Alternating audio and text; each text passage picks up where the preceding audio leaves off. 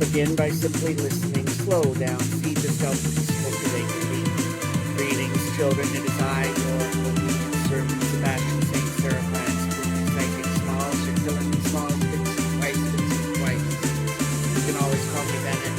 Getting started today with the Book of Sacred Magic, 15th century Abramelin, Mage, and maybe a game or something. Thanks so much for swinging by. Wish us luck. Catch you guys on the flip side.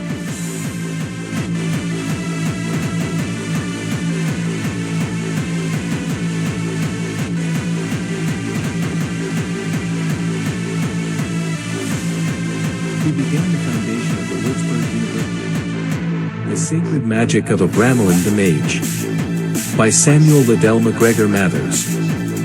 Introduction. By S. L. MacGregor Mathers. Owing perhaps to the circumstance that the indispensable Baedeker accords only a 3 or 4 line notice to the Bibliothèque de l'Arsenal. But few English or American visitors to Paris are acquainted with its name, situation, or contents, though nearly all know at least by sight the Bibliothèque Nationale and the Bibliothèque Mazarine. This Library of the Arsenal, as it is now called, was founded as a private collection by Antoine-René Boyer d'Argenson, Marquis de Paulmy, and was first opened to the public on the 9th Florio, in the 5th year of the French Republic, that is to say, on April 28, 1797, or just a century ago. This Marquis de Paulmy was born in the year 1722, died in 1787, and was successively Minister of War, and Ambassador to Switzerland, to Poland, and to the Venetian Republic.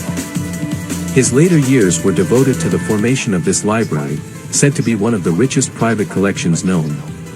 It was acquired in 1785 by the Comte d'Artois, and today belongs to the state. It is situated on the right bank of the Seine, in the Rue de Sully, near the river, and not far from the Place de la Bastille, and is known as the Bibliothèque de l'Arsenal. In round numbers it now possesses 700,000 printed books, and about 8,000 manuscripts, many of them being of considerable value. Among the latter is this book of the sacred magic of Abramelin, as delivered by Abraham the Jew unto his son Lamech, which I now give to the public in printed form for the first time. Many years ago I heard of the existence of this manuscript from a celebrated occultist, since dead. And more recently my attention was again called to it by my personal friend, the well-known French author, lecturer and poet, Jules Bois, whose attention has been for some time turned to occult subjects. My first mentioned informant told me that it was known both to Bulwer Lytton and Eliphas Levi, that the former had based part of his description of the sage Rosicrucian Mejner on that of Abramelin, while the account of the so-called observatory of Sir Philip Derval in the strange story was to an extent copied from and suggested by that of the magical oratory in Terrace, given in the 11th chapter of the second book of this present work. Certainly also the manner of instruction applied by Mejner in Zanoni to the neophyte Glyndon, together with the test of leaving him alone in his abode to go on a short journey and then returning unexpectedly, is closely similar to that employed by Abramelin to Abraham, with this difference, that the latter successfully passed through that test, while Glyndon failed. It would also be especially such experiments as those described at length in the third book, which the author of the strange story had in view when he makes Sir Philip Derval in the MS. History of his life speak of certain hooks describing occult experiments, some of which he had tried and to his surprise found succeed. This rare and unique manuscript of the sacred magic of Abramelin, from which the present work is translated, is a French translation from the original Hebrew of Abraham the Jew. It is in the style of script usual at about the end of the 17th and beginning of the 18th centuries, and is apparently by the same hand as another MS of the magic of Picatrix, one also in the Bibliothèque de l'Arsenal.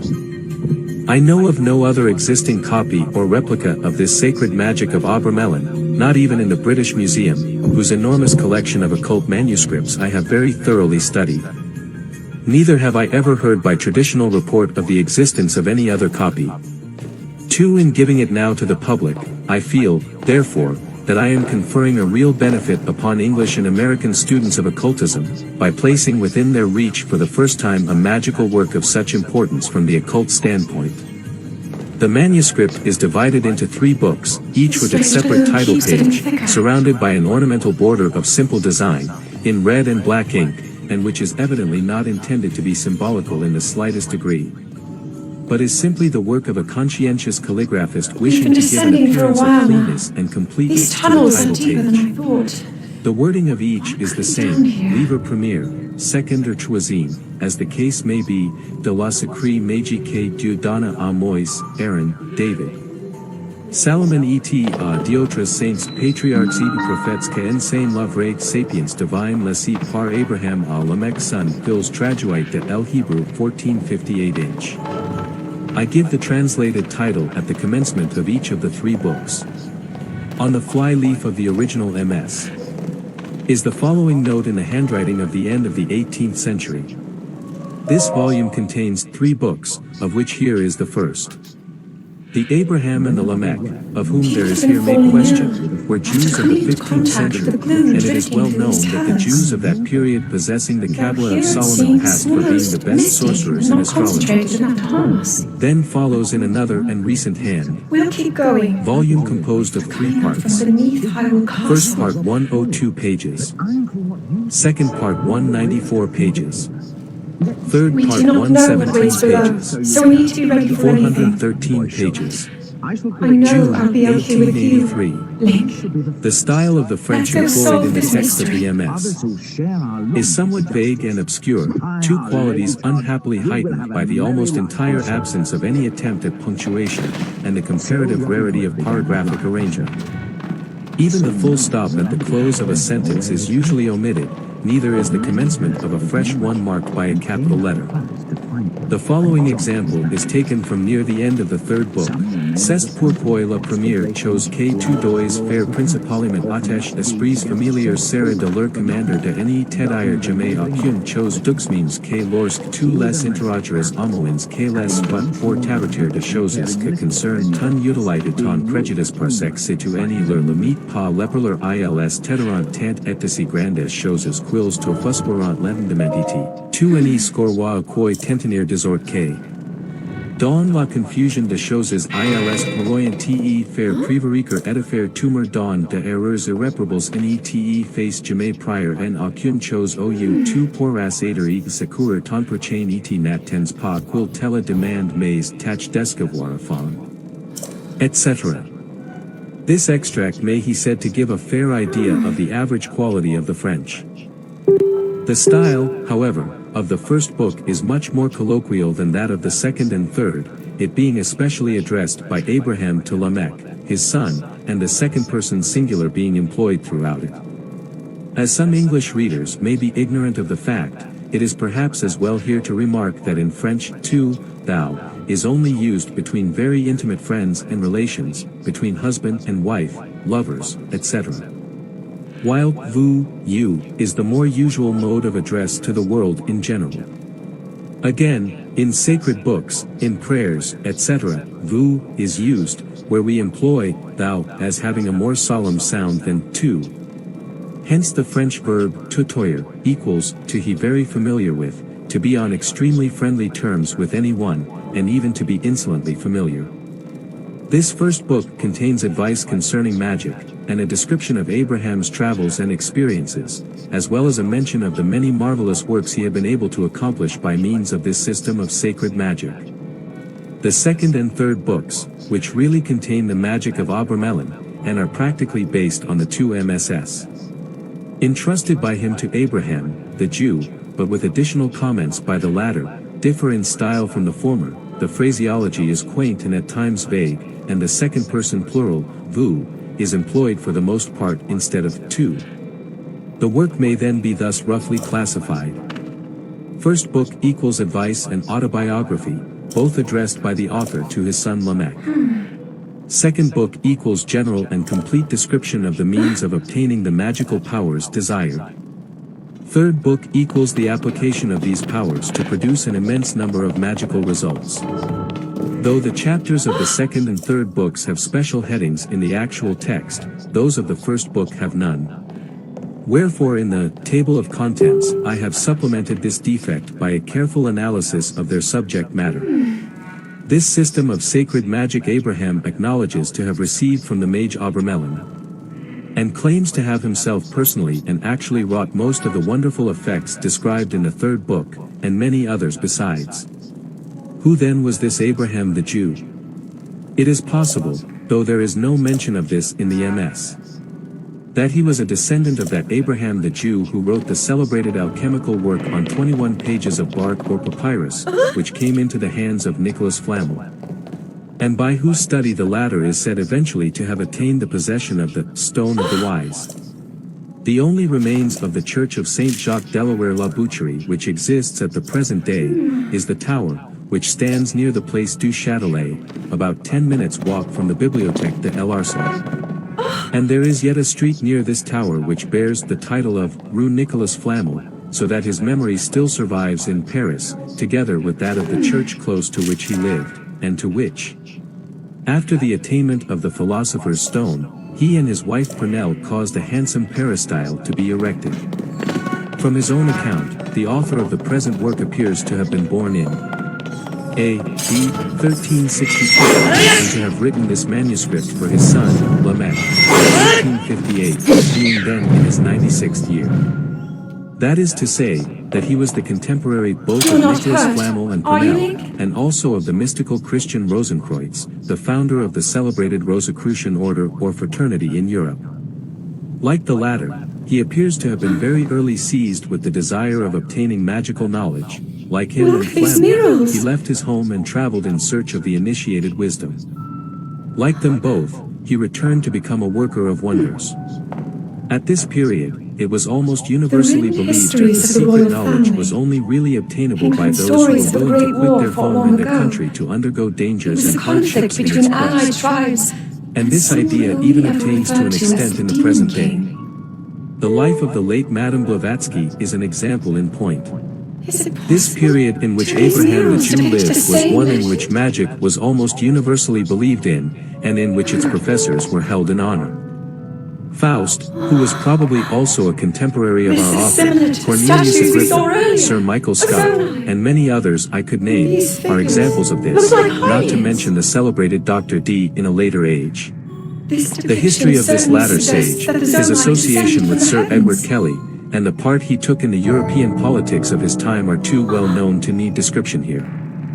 That Abraham the Jew was not one with behind any of these magicians and political influence is evident to anyone who peruses this work. He stands a dim and shadowy figure behind the tremendous complication of Central European upheaval at that terrible and instructive epoch. As adepts of this type always appear and always have appeared upon the theater of history in great crises of nations.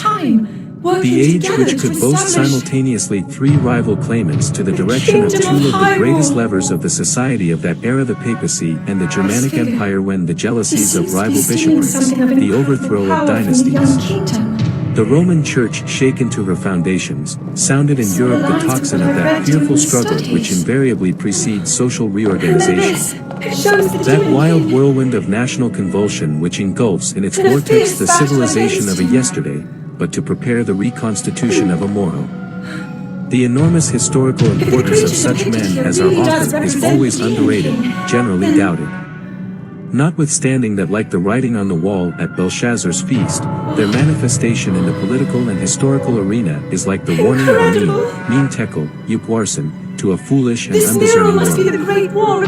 The full and true history of any adept could only be written by himself, and even then, if brought before the eyes of the world at large, how many persons would lend credence to it? And even the short and incomplete statement of the notable events of our author's life contained in the first book will be to most readers utterly incredible of belief. But what must strike all alike is the tremendous faith of the man himself. As witnessed by his many and dangerous journeyings for so many years through wild and savage regions and places difficult of access even in our own day with all the increased facilities of transit which we enjoy. This faith at length brought him its reward, though only at the moment when even he was becoming discouraged and sick at heart with disappointed hope. Like his great namesake, the forefather of the Hebrew race, he had not in vain left his home, his Ur of the Chaldees, that he might at length discover that light of initiated wisdom, for which his soul had cried aloud within him for so many years.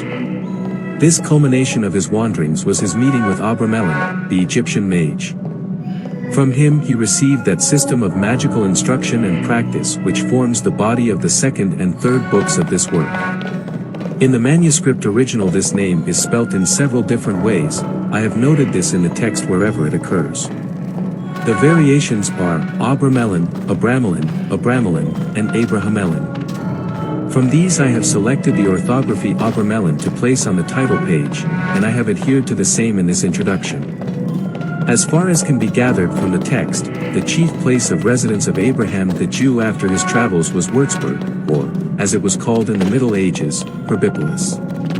He appears to have married his cousin, and by her to have had two sons, the elder, named Joseph, whom he instructed in the mysteries of the Holy Kabbalah, and Lamech, the younger, to whom he bequeaths this system of sacred magic as a legacy, and to whom the whole of the first book is addressed. He speaks further of three daughters, to each of whom he gave 100,000 golden florins as a dowry. He expressly states that he obtained both his wife, and a treasure of 3 million golden florins, by means of some of the magical operations described in the third book. He further admits that his first inclination to Kabbalistical and magical studies was owing to certain instructions in the secrets of the Kabbalah, which he received when young from his father, Simon. So that after the death of the latter his most earnest desire was to travel in search of an initiated master.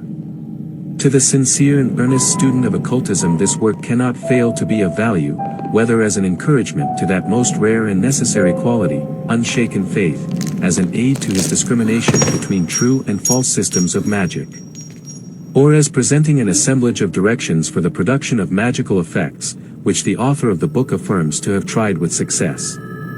Especially valuable are the remarks of Abraham the Jew on the various professors of the art which none may name in the course of his wanderings and travels, the account of the many wonders he worked. Above all, the careful classification of the magical experiments in the book, together not least in interest are the many notable persons which both against whom he performed wonders, the Emperor Sigismund of Germany, Count Frederick the Cruel, the Bishop of his city, who began the foundation of the Würzburg University in 1403 with the authorization of Pope Boniface IX, or else Hector von Mespelbrunn, who completed the same noble work the Count of Warwick, Henry VI. Of England, the rival popes John X, Martin I, Gregory XII, and Benedict XIII. The Council of Constance, the Duke of Bavaria, Duke Leopold of Saxony, Constantine Palaiologos, and probably the Archbishop Albert of Magdeburg, and also some of the Hussite leaders. A roll of names celebrated in the history of that stirring time. Considering the era in which our author lived, and the nation to which he belonged, he appears to have been somewhat broad in his religious views. For not only does he insist that the sacred system of magic may be maintained by anyone, whether Jew, Christian, he also continually warns Lamech against the error of changing the religion in which one has been brought up.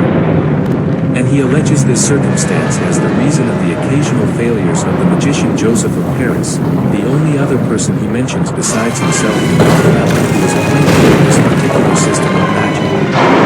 Namely the found that while Christian, he had renounced the religion. At first sight it does not seem clear from the attached to such a line of action.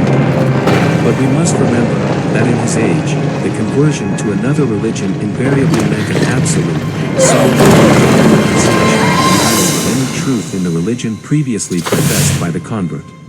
Herein would be the danger, because whatever the errors, corruption, or mistakes in any particular form of religion, all are based on and descended from the acknowledgement of supreme divine powers. Therefore to deny any religion, instead of only abjuring the mistaken or erroneous parts thereof, would be equivalent to denying formally and ceremonially the truths on which it was originally founded. So that whenever a person having once done this should begin to practice the operations of the sacred magic, he would find himself compelled to affirm with his whole will force those very formulas which he had at one time magically and ceremonially, though ignorantly, denied. And whenever he attempted to do this, the occult law of reaction would raise as a ceremonial obstacle against the effect which he should wish to produce. The memory of that ceremonial denial which his previous renunciation had firmly sealed in his atmosphere. And the force of this would be in exact proportion to the manner and degree in which he had renounced his former creed. For of all hindrances to magical action, the very greatest and most fatal is unbelief, for it checks and stops the action of the will. Even in the commonest natural operations we see this. No child could learn to walk, no student could assimilate the formulas of any science, were the impracticability and impossibility of so doing the first thing in his mind. Wherefore it is that all adepts and great teachers of religion and of magic have invariably insisted on the necessity of faith. But though apparently more broad in view in admitting the excellence of every religion, unfortunately he shows the usual injustice to and jealousy of women which has distinguished men for so many ages. And which as far as I can see arises purely and simply from an innate consciousness that were women once admitted to compete with them on any plane without being handicapped as they have been for so many centuries, the former would speedily prove their superiority, as the Amazons of old did. Which latter, as the writings even of their especial enemies, to the Greeks, unwillingly admit, when overcome, were conquered by superior numbers, not by superior valor. However, Abraham the Jew grudgingly admits that the sacred magic may he attained by a virgin, while at the same time dissuading anyone from teaching it to her.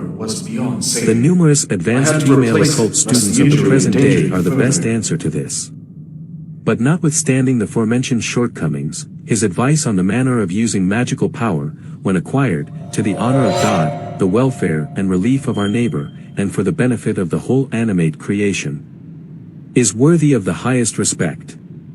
And no one can peruse it without feeling that his highest wish was to act up to his belief.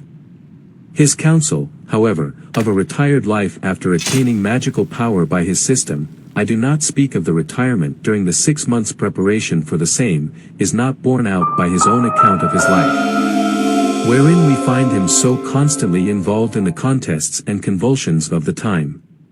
Also, however much the life of a hermit or anchorite may appear to be advocated, we rarely, if ever, find it followed by those adepts whom I may perhaps call the initiated and wonder-working medium between the great concealed adepts and the outer world. An example of the former class we may find in our author, an example of the latter in Abramelin. The particular scheme or system of magic advocated in the present work is to an extent sui generis, but to an extent only. It is rather the manner of its application which makes it unique. In magic, that is to say, the science of the control of the secret forces of nature, there have always been two great schools, the one great in good, the other in evil, the former the magic of light. The latter that of darkness, the former usually depending on the knowledge and invocation of the angelic natures, the latter on the method of evocation of the demonic races. Usually the former is termed white magic, as opposed to the latter, or black magic. The invocation of angelic forces, then, is an idea common in works of magic, as also are the ceremonies of pact with and submission to the evil spirits. The system, however, taught in the present work is based on the following conception, alpha, that the good spirits and angelic powers of light are superior in power to the fallen spirits of darkness. Beta, that these latter as a punishment have been condemned to the service of the initiates of the magic of light. This idea is to be found also in the Quran, or, as it is frequently and perhaps more correctly written, current. Gamma, as a consequence of this doctrine, all ordinary material effects and phenomena are produced by the labor of the evil spirits under the command usually of the good. Delta, that consequently whenever the evil demons can escape from the control of the good, there is no evil that they will not work by way of vengeance.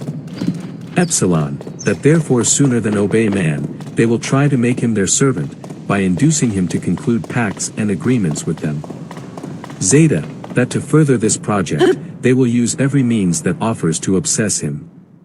Eta, that in order to become an adept, therefore, and dominate them, the greatest possible purity of soul and intent, and power of self-control is necessary. Theta, that this is only to be attained by self-abnegation on every plane.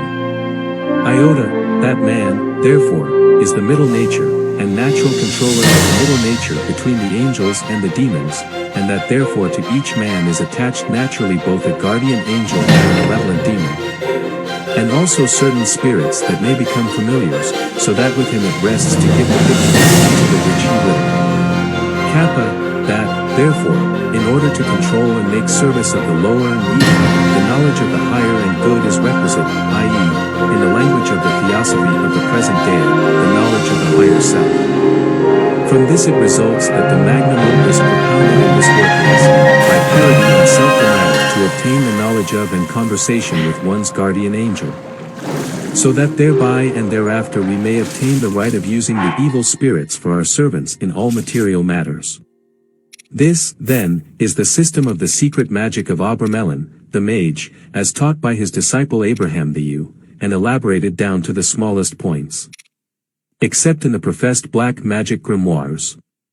The necessity of the invocation of the divine and angelic forces to control the demons is invariably insisted upon in the operations of evocation described and taught in medieval magical manuscripts and published works.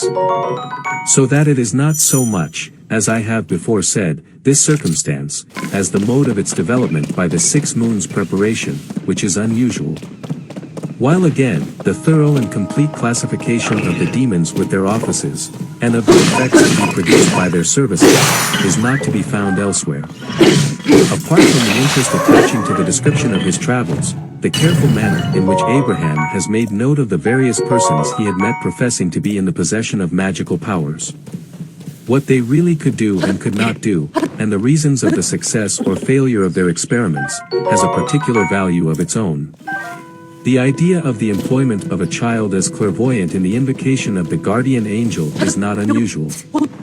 For example, in the Thmen Dao, a style of oriental divination familiar to all readers of Wilkie Collins' novel, The Moonstone, ink is poured into the palm of a child's hand who, after certain mystical words being recited by the operator, beholds visions clairvoyantly therein.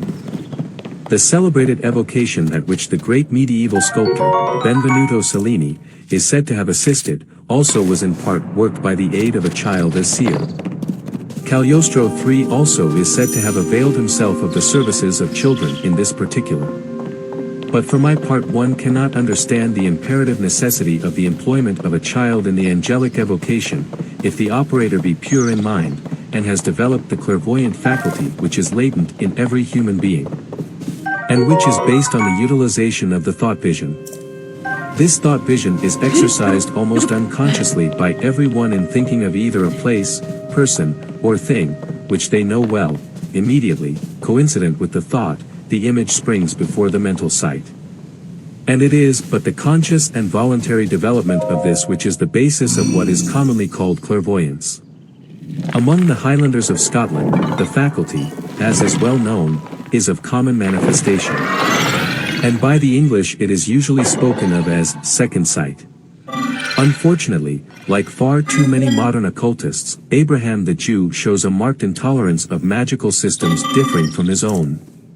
Even the renowned name of Petrus Diabano IV is not sufficient to save the heptameron or magical elements from condemnation in the concluding part of the third book. Works on magic, written conjurations, pentacles, seals, and symbols, the employment of magical circles, the use of any language but one's mother tongue, appear at first sight to be damned wholesale.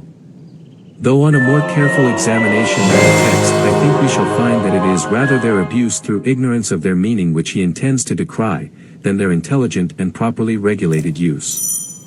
It will be well here to carefully examine these points from the occult standpoint of an initiate, and for the benefit of real students. Abraham in several places insists that the basis of this system of sacred magic is to be found in the Kabbalah.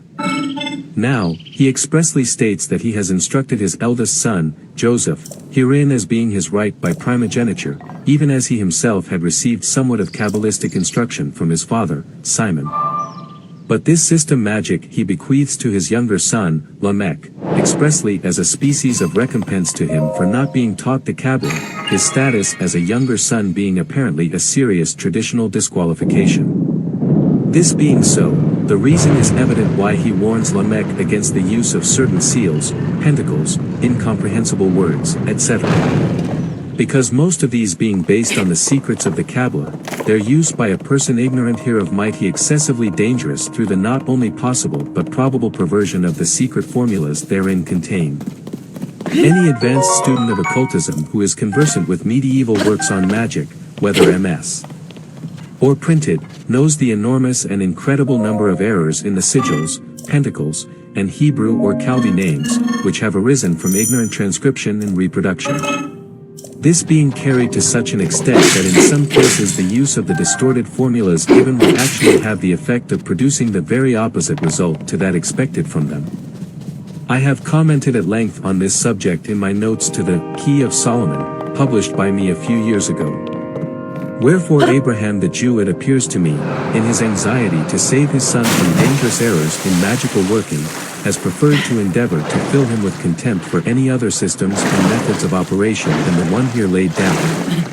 For also besides the unintentional perversions of magical symbols I have above mentioned, there was further the circumstance not only possible but probable of the many black magic grimoires falling into his hands, as they evidently had into Abraham's, the symbols in which are in many cases intentional perversions of divine names and seals, so as to attract the evil spirits and repel the good. For the third book of this work is crowded with Kabbalistic squares of letters, which are simply so many pentacles, and in which the names employed are the very factors which make them of value. Among them we find a form of the celebrated Seder, Aripo, Tenet, Opera, Rhodas, which is one of the pentacles in the Key of Solomon. Abraham's formula is slightly different. SALOM AREPO LEMEL OPERA MOLAS, and is to be used for obtaining the love of a maiden. The pentacle in my Key of Solomon the King is classed under Saturn, while the above is applied to the nature of Venus. I give the Hebrew form, see Appendix A. Table of Hebrew and Chaldean letters, of equivalence.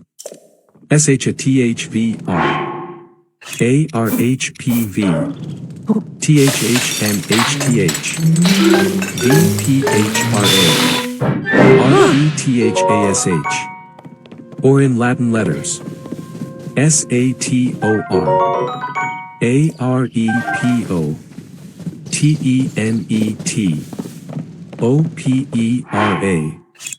SATORAPENTEROTAS. In the key of Solomon it is, as being a pentacle, inscribed within a double circle, wherein is written the following versicle from Psalm 72. V8, his dominion shall be also from the one sea unto the other, and from the flood unto the world's end. In the Hebrew, this versicle consists of exactly 25 letters, the number of the letters of the square. It will be at once noticed that both this form and that given by Abraham the Jew are perfect examples of double acrostics, that is, that they read in every direction, whether horizontal or perpendicular, whether backwards or forwards. But the form given as a pentacle in the key of Solomon the king is there said to be of value in adversity, and for repressing the pride of the spirits.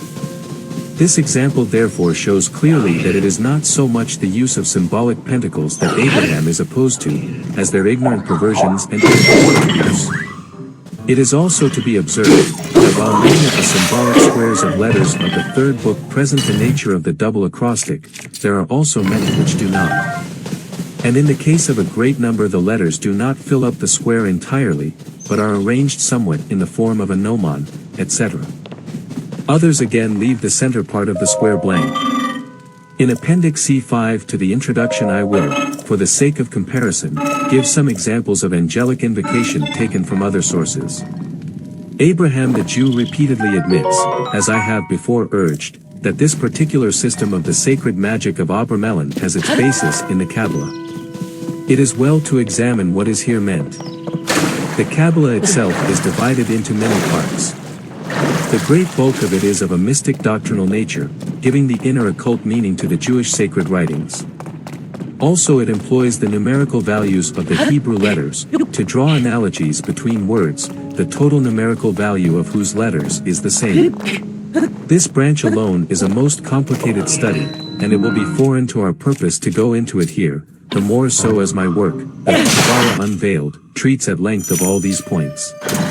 The so-called practical Kabbalah is the application of the mystic teachings to the production of magical ejects. For the classification of divine and angelic names, of hosts and orders of angels, spirits, and demons. Of particular names of archangels, angels, intelligences, and demons, is to be found carried out even to minute detail in the Kabbalah, so that the knowledge hereof can give a critical appreciation of the correspondences, sympathies, and antipathies obtaining in the invisible world. Therefore what Abraham means is, that this system of sacred magic is thoroughly reliable, because correct in all its attributions, and that this being so, there is no chance of the operator using names and formulas on wrong occasions and in error. But also it is notable that Abraham the Jew, probably again with the intent of confusing Lamech as little as possible, speaks only of two great classes of spirits, the angels and the devils, the former to control, the latter to be controlled. And leaves entirely out of consideration, or rather does not describe that vast race of beings, the elemental spirits, who in themselves comprise an infinitude of various divisions of classification, some of these being good, some evil, and a great proportion in neither the one nor the other. Evidently, also, many of the results proposed to be attained in the third book, would imply the use of the elemental spirits rather than that of the demons. No advanced adept, such as Abraham evidently was, could possibly be ignorant of their existence, power, and value, and we are therefore forced to conclude either that he was unwilling to reveal this knowledge to Lamech, or, which is infinitely more probable, that he feared to confuse him by the large amount of additional instruction which would be necessary to make him thoroughly understand their classification, nature, and offices. This latter line of action would be the less imperative, as the correctness of the symbols of the third book would minimize chances of error, and what Abraham is undertaking to teach Lamech, is how to arrive at practical magical results, rather than the secret wisdom of the Kabbalah. It is entirely beyond the scope of this introduction for me to give here any lengthy dissertation on the natures, good or evil, of spiritual beings. I will therefore only state briefly and concisely the principal differences between angels, elementals, and devils. We may then conclude that angels, though themselves divided into numerous orders and classes, possess generally the following characteristics: that they are entirely good in nature and operation. The conscient administrators of the divine will upon the plane of the material universe. That they are responsible, not irresponsible agents, and therefore capable of fall. And that they are independent of the currents of the infinite secret forces of nature, and can therefore act beyond them. Though their classification and qualities will cause them to be more sympathetic with certain among these forces than with the rest, and this in varying degree. Also that they are superior in power to men, spirits, elementals, and devils.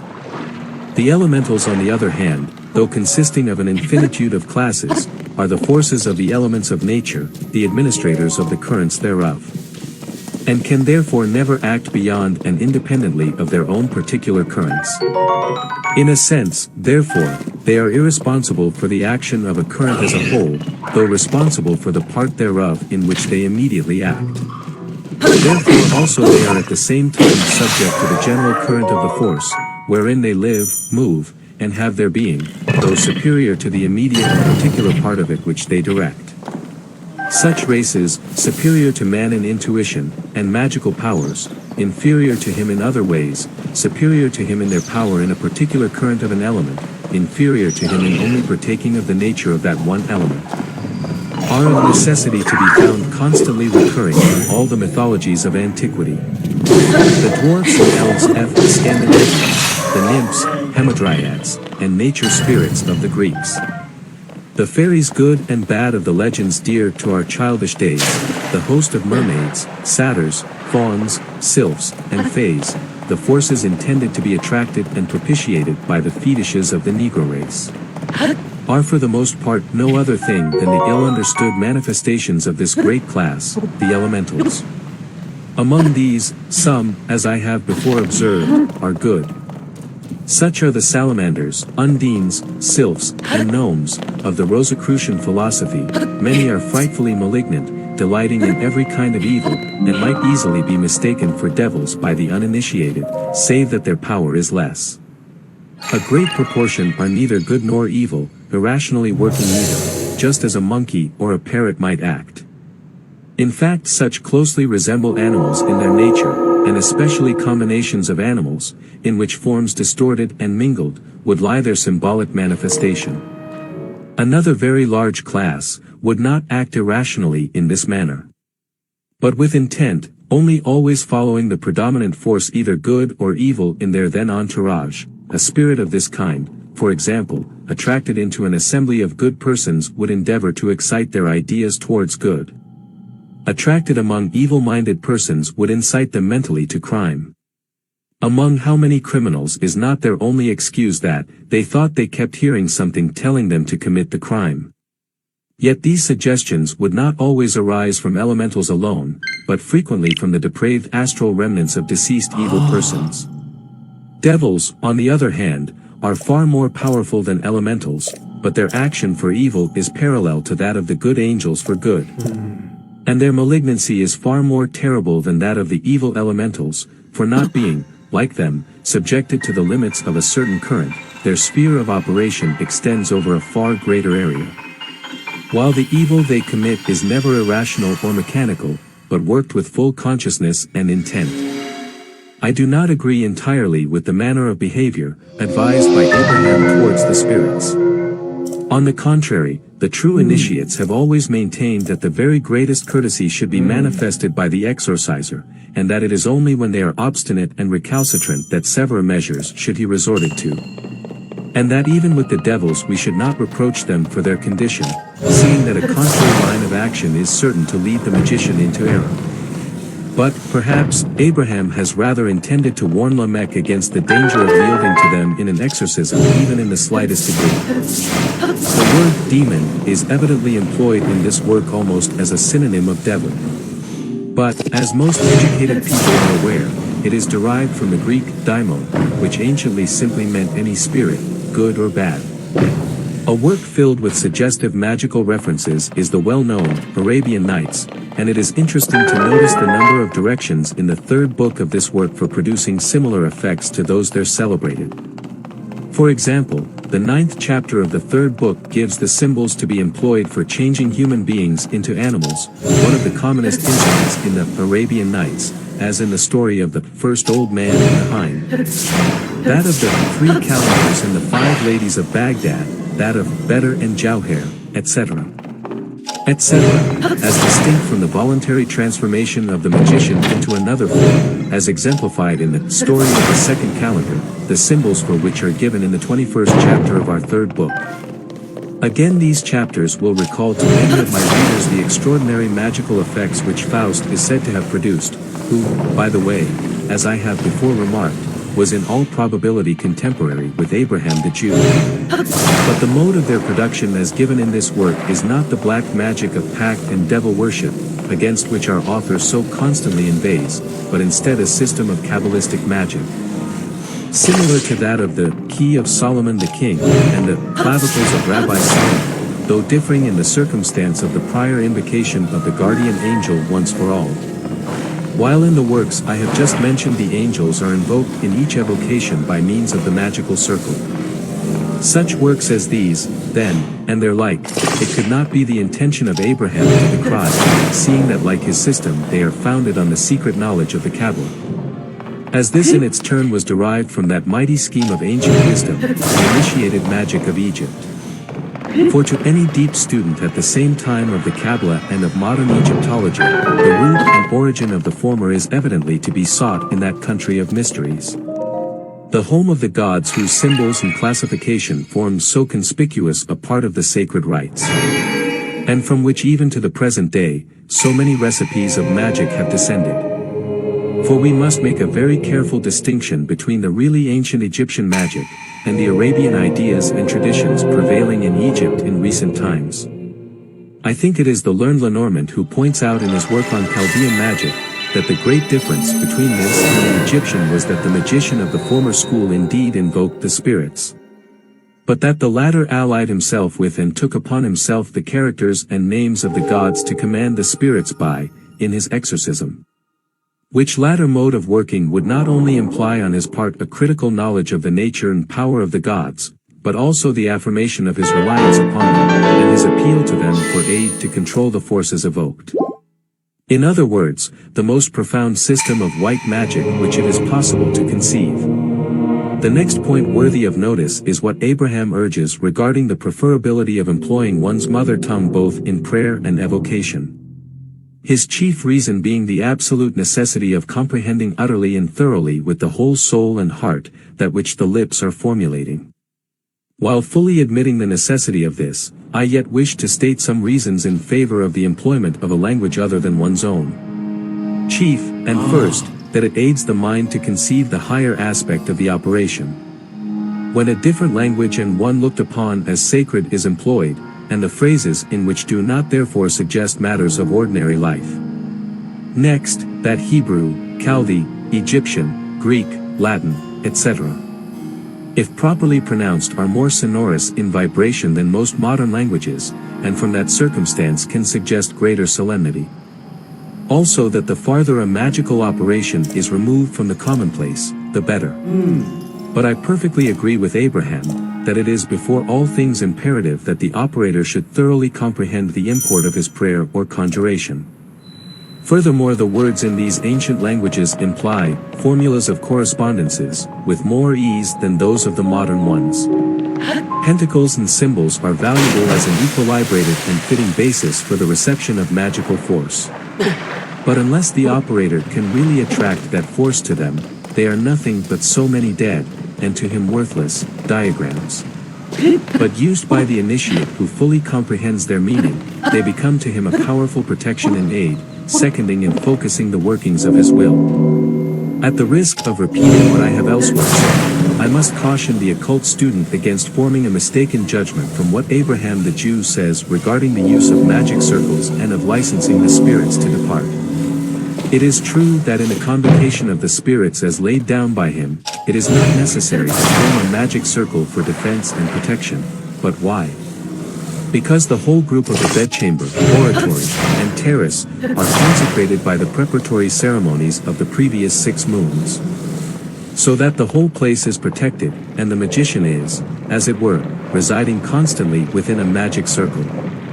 Therefore also the licensing to depart may be to a great extent dispensed with, because the spirits cannot break into the consecrated limit of the periphery of the walls of the house. But let the worker of ordinary evocations be assured that were this not so, and the convocation was performed in an unconsecrated place, without any magical circle having been traced for defense, the invocation to visible appearance of such fearful potencies as Abramelin, Aegon, and Beelzebub would probably result in the death of the exorcist on the spot. Such death presenting the symptoms of one arising from epilepsy, apoplexy, or strangulation, varying with the conditions obtaining at the time. Also the circle having been once formed, let the evocator guard carefully against either passing, or stooping, or leaning beyond its limits during the progress of the exorcism, before the license to depart has been given. Because that, even apart from other causes, the whole object and effect of the circle working, is to create abnormal atmospheric conditions, by exciting a different status of force within the circle to that which exists without it. So that even without any malignant occult action of the spirits, the sudden and unprepared change of atmosphere will seriously affect the exorciser in the intensely strained state of nervous tension he will then be in. Also the license to depart should not be omitted, because the evil forces will be only too glad to revenge themselves on the operator for having disturbed them, should he incautiously quit the circle without having previously sent them away, and if necessary even force them to go by contrary conjurations. I do not share Abraham's opinion as to the necessity of withholding the operation of this sacred magic from a prince or potentate. Every great system of occultism has its own occult guards, who will know how to avenge mistaken tampering therewith. At the risk of repeating myself, I will once more earnestly caution the student against the dangerous automatic nature of certain of the magical squares of the third book. For, if left carelessly about, they are very liable to obsess sensitive persons, children, or even animals. Abraham's remarks concerning the errors of astrology in the common sense, and of the attribution of the planetary hours are worthy of careful note. Yet I have found the ordinary attribution of the planetary hours effective to an extent. In all cases where there is anything difficult or obscure in the text, I have added copious explanatory notes, so many indeed as to form a species of commentary in parts. Especially have those on the names of the spirits cost me incredible labor, from the difficulty of identifying their root forms. The same may be said of those on the symbols of the third book. Wherever I have employed parentheses in the actual text, they shew certain words or phrases supplied to make the meaning clearer. In conclusion, I will only say that I have written this explanatory introduction purely and solely as a help to genuine occult students. And that for the opinion of the ordinary literary critic who neither understands nor believes in occultism, I care nothing. 87 Rue Mozart, Auteuil, Paris. How do you find this book? Any thoughts about the book or the author? Any suggestion for improvement? Please take a moment to share your thoughts in a comment. If you like it, share it with your friends who might enjoy it as well. Subscribe to keep in touch. Visit CompleteAudiobooks.com for more quality content. Appendix A, Hebrew and Chaldee Alphabet. 1. Sound or power, A, soft breathing. Hebrew and Chaldee letters. Numerical value, 16. How expressed in this work by Roman letters, A. Hebrew name of letter, Aleph. Signification of name, ox, also duke, or leader. 2. Sound or power, B, BH, V. Hebrew and Chaldee letters. Numerical value, 2. How expressed in this work by Roman letters, B. Hebrew name of letter, Bet. Signification of name, house. 3. Sound or power, G, hard, GH. Hebrew and Chaldee letters. Numerical value, 3. How expressed in this work by Roman letters, G. Hebrew name of letter, Gimel. Signification of name, camel. 4. Sound or power, D, DH, flat TH. Hebrew and Chaldee letters. Numerical value, 4. How expressed in this work by Roman letters, D. Hebrew name of letter, Daleth. Signification of name, door. 5. Sound or power, H, rough breathing. Hebrew and Chaldee letters. Numerical value, 5. How expressed in this work by Roman letters, H. Hebrew name of letter, H. Signification of name, window. 6. Sound or power, V, U, O. Hebrew and Chaldee letters. Numerical value, 6. How expressed in this work by Roman letters, V. Hebrew name of letter, Vav. Signification of name, peg, nail. 7. Sound or power, Z, DZ. Hebrew and Chaldee letters. Numerical value, 7. How expressed in this work by Roman letters, Z. Hebrew name of letter, Zayin. Signification of name, weapon, sword. 8. Sound or power, CH, guttural. Hebrew and Chaldee letters. Numerical value, 8. How expressed in this work by Roman letters, CH. Hebrew name of letter, Cheth. Signification of name, enclosure, fence. 9. Sound or power, T, strong. Hebrew and Chaldee letters. Numerical value, 9. How expressed in this work by Roman letters, T. Hebrew name of letter, Taith. Signification of name, serpent. 10. Sound or power, I, Y, as in yes. Hebrew and Chaldee letters. Numerical value, 10. How expressed in this work by Roman letters, I.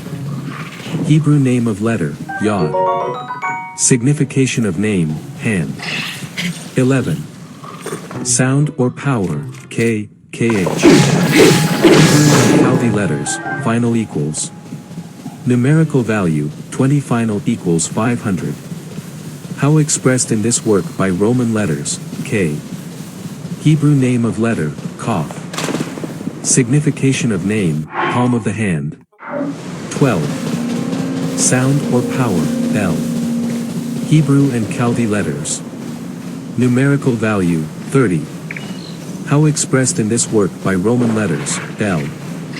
Hebrew name of letter, Lamed. Signification of name, oxgoad. 13. Sound or power, M. Hebrew and Chaldee letters, final equals. Numerical value, 40 final equals 600. How expressed in this work by Roman letters, M. Hebrew name of letter, MEM. Signification of name, water. 14. Sound or power, N. Hebrew and Chaldee letters, final equals.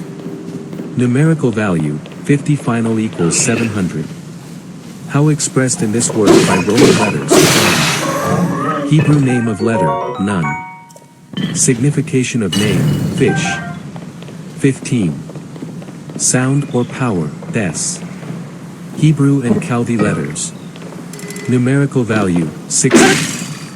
How expressed in this work by Roman letters, Des. Hebrew name of letter, Samet. Signification of name, prop, support. 16. Sound or power, O, AA, Ing, guttural. Hebrew and Chaldee letters. Numerical value, 70. How expressed in this work by Roman letters, O. Hebrew name of letter, Ayin. Signification of name, I. 17. Appendix C, examples of other methods of angelic evocation. For the benefit of the occult student, I here give two other systems of angelic evocation. The first is taken from that part of the book called Barrett's Magus, 1801, which is entitled The Key to Ceremonial Magic. The second is copied from my Key of Solomon the King. From The Perfection and Key of Ceremonial Magic. Being the second part of the second book of the Magus or Celestial Intelligencer, 8. 5. Francis Barrett, FRC. The good spirits may be invocate of us, or by us, divers ways, and they in sundry shapes and manners offer themselves to us, for they openly speak to those that watch, and do offer themselves to our sight. Or do inform us by dreams and by oracle of those things which we have a great desire to know. Whoever therefore would call any good spirit to speak or appear in sight, he must particularly observe two things. One whereof is about the disposition of the invocant, the other concerning those things which are outwardly to be inhibited to the invocation for the conformity of the spirit to be called. It is necessary therefore that the invocant religiously dispose himself for the space of many days to such a mystery, and to conserve himself during the time chaste, abstinent, and to abstract himself as much as he can from all manner of foreign and secular business. Likewise he should observe fasting, as much as shall seem convenient to him, and let him daily, between sunrising and setting, being clothed in pure white linen, 7 times call upon God, and make a deprecation unto the angels to be called and invocate, according to the rule which we have before taught. Now the number of days of fasting and preparation is commonly 1 month, i.e., the time of a whole lunation. Now, in the Kabbalah, we generally prepare ourselves 40 days before. Now concerning the place, it must be chosen clean, pure, close, quiet, free from all manner of noise, and not subject to any stranger sight. This place must first of all be exorcised and consecrated. And let there be a table or altar placed therein, covered with a clean white linen cloth, and set towards the east, and on each side thereof place 2 consecrated wax lights burning, the flame thereof ought not to go out all these days. In the middle of the altar let there be placed lamens, or the holy paper we have before described, covered with fine linen, which is not to be opened until the end of the days of consecration. You shall also have in readiness a precious perfume and a pyre anointing oil. And let them both be kept consecrated. Then set a censer on the head of the altar, wherein you shall kindle the holy fire, and make a precious perfume every day that you pray. Now for your habit, you shall have a long garment of white linen, close before and behind, which may come down quite over the feet, and gird yourself about the loins with a girdle. You shall likewise have a veil made of pure white linen on which must be wrote in a gilt lamen, the name Tetragrammaton, all which things are to be consecrated and sanctified in order. But you must not go into this holy place till it be first washed and covered with a cloth new and clean, and then you may enter, but with your feet naked and bare. And when you enter therein you shall sprinkle with holy water, then make a perfume upon the altar, and then on your knees pray before the altar as we have directed. Now when the time is expired, on the last day, you shall fast more strictly. And fasting on the day following, at the rising of the sun, enter the holy place, using the ceremonies before spoken of, first by sprinkling thyself, then, making a perfume, you shall sign the cross with holy oil on the forehead. And anoint your eyes, using prayer in all these consecrations. Then open the lamen and pray before the altar upon your knees, and then an invocation may be made as follows. An invocation of the good spirits. I in the name of the blessed and holy Trinity, I do desire ye, strong and mighty angels, here name the spirit or spirits you would have appear, that if it be the divine will of him who is called Tetragrammaton, etc. The holy God, the Father, that ye take upon ye, some shape as best becometh your celestial nature, and appear to us visibly here in this place, and answer our demands, in as far as we shall not transgress the bounds of the divine mercy and goodness, by requesting unlawful knowledge. But that thou wilt graciously shew us what things are most profitable for us to know and do, to the glory and honor of his divine majesty who liveth and reigneth world without end. Amen. Lord, thy will be done on earth as it is in heaven. Make clean our hearts within us, and take not thy Holy Spirit from us. O Lord, by thy name we have called them, suffer them to administer unto us. And that all things may work together for thy honor and glory, to whom with thee, the Son and blessed Spirit, be ascribed all might, majesty, and dominion, world without end. Amen. The invocation being made, the good angels will appear unto you which you desire, which you shall entertain with a chaste communication, and license them to depart. Now the layman which is used to invoke. Any good spirit must be made after the following manner, either in metal conformable or in new wax mixed with convenient spices and colors. Or it may be made with pure white paper with convenient colors, and the outward form of it may be either square, circular, or triangular, or of the like sort, according to the rule of the numbers, in 9 or character of 6 corners. In the middle thereof write the name and character of the star, or of the spirit his governor, to whom the good spirit that is to be called is subject. And about this character let there be placed so many characters of 5 corners, or pentacles, 10 as the spirits we would call together at once. But if we should call only one, nevertheless there must be made 4 pentagons, wherein the name of the spirit or spirits with their characters are to be written. Now this layman ought to be composed when the moon is in her increase, on those days and hours which agree to the spirit, and if we take a fortunate planet therewith, it will be the better for the producing the effect. Which table or layman being rightly made in the manner we have fully described, must be consecrated according to the rules above delivered. And this is the way of making the general table or layman for the invocating of all spirits whatever. The form whereof you may see in plates of pentacles, seals, and laymans. We will yet declare unto you another rite more easy to perform this thing. Let the man who wishes to receive an oracle from the Spirit, be chaste, pure, and sanctified. Then a place being chosen pure, clean, and covered everywhere with clean and white linen, on the Lord's day in the new of the moon, let him enter into that place clothed with white linen. Let him exorcise the place, bless it, and make a circle therein with a consecrated coal. Let there be written in the outer part of the circle the names of the angels, in the inner part thereof write the mighty names of God. And let be placed within the circle, at the 4 parts of the world, 11 the vessels for the perfumes. Then being washed and fasting, let him enter the place, and pray towards the east this whole psalm, blessed are the undefiled in the way, etc. Psalm 6. Then make a fumigation, and deprecate the angels by the said divine names, that they will appear unto you, and reveal or discover that which you so earnestly desire, and do this continually for 6 days washed and fasting.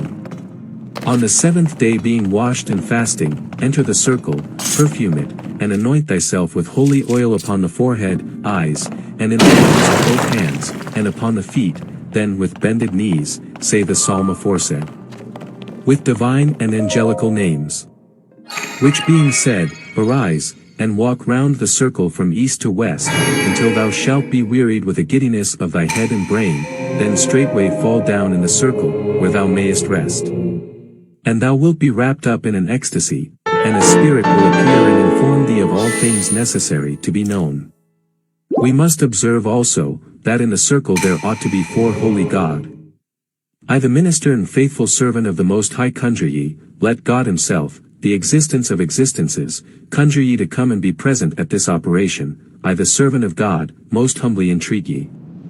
Amen.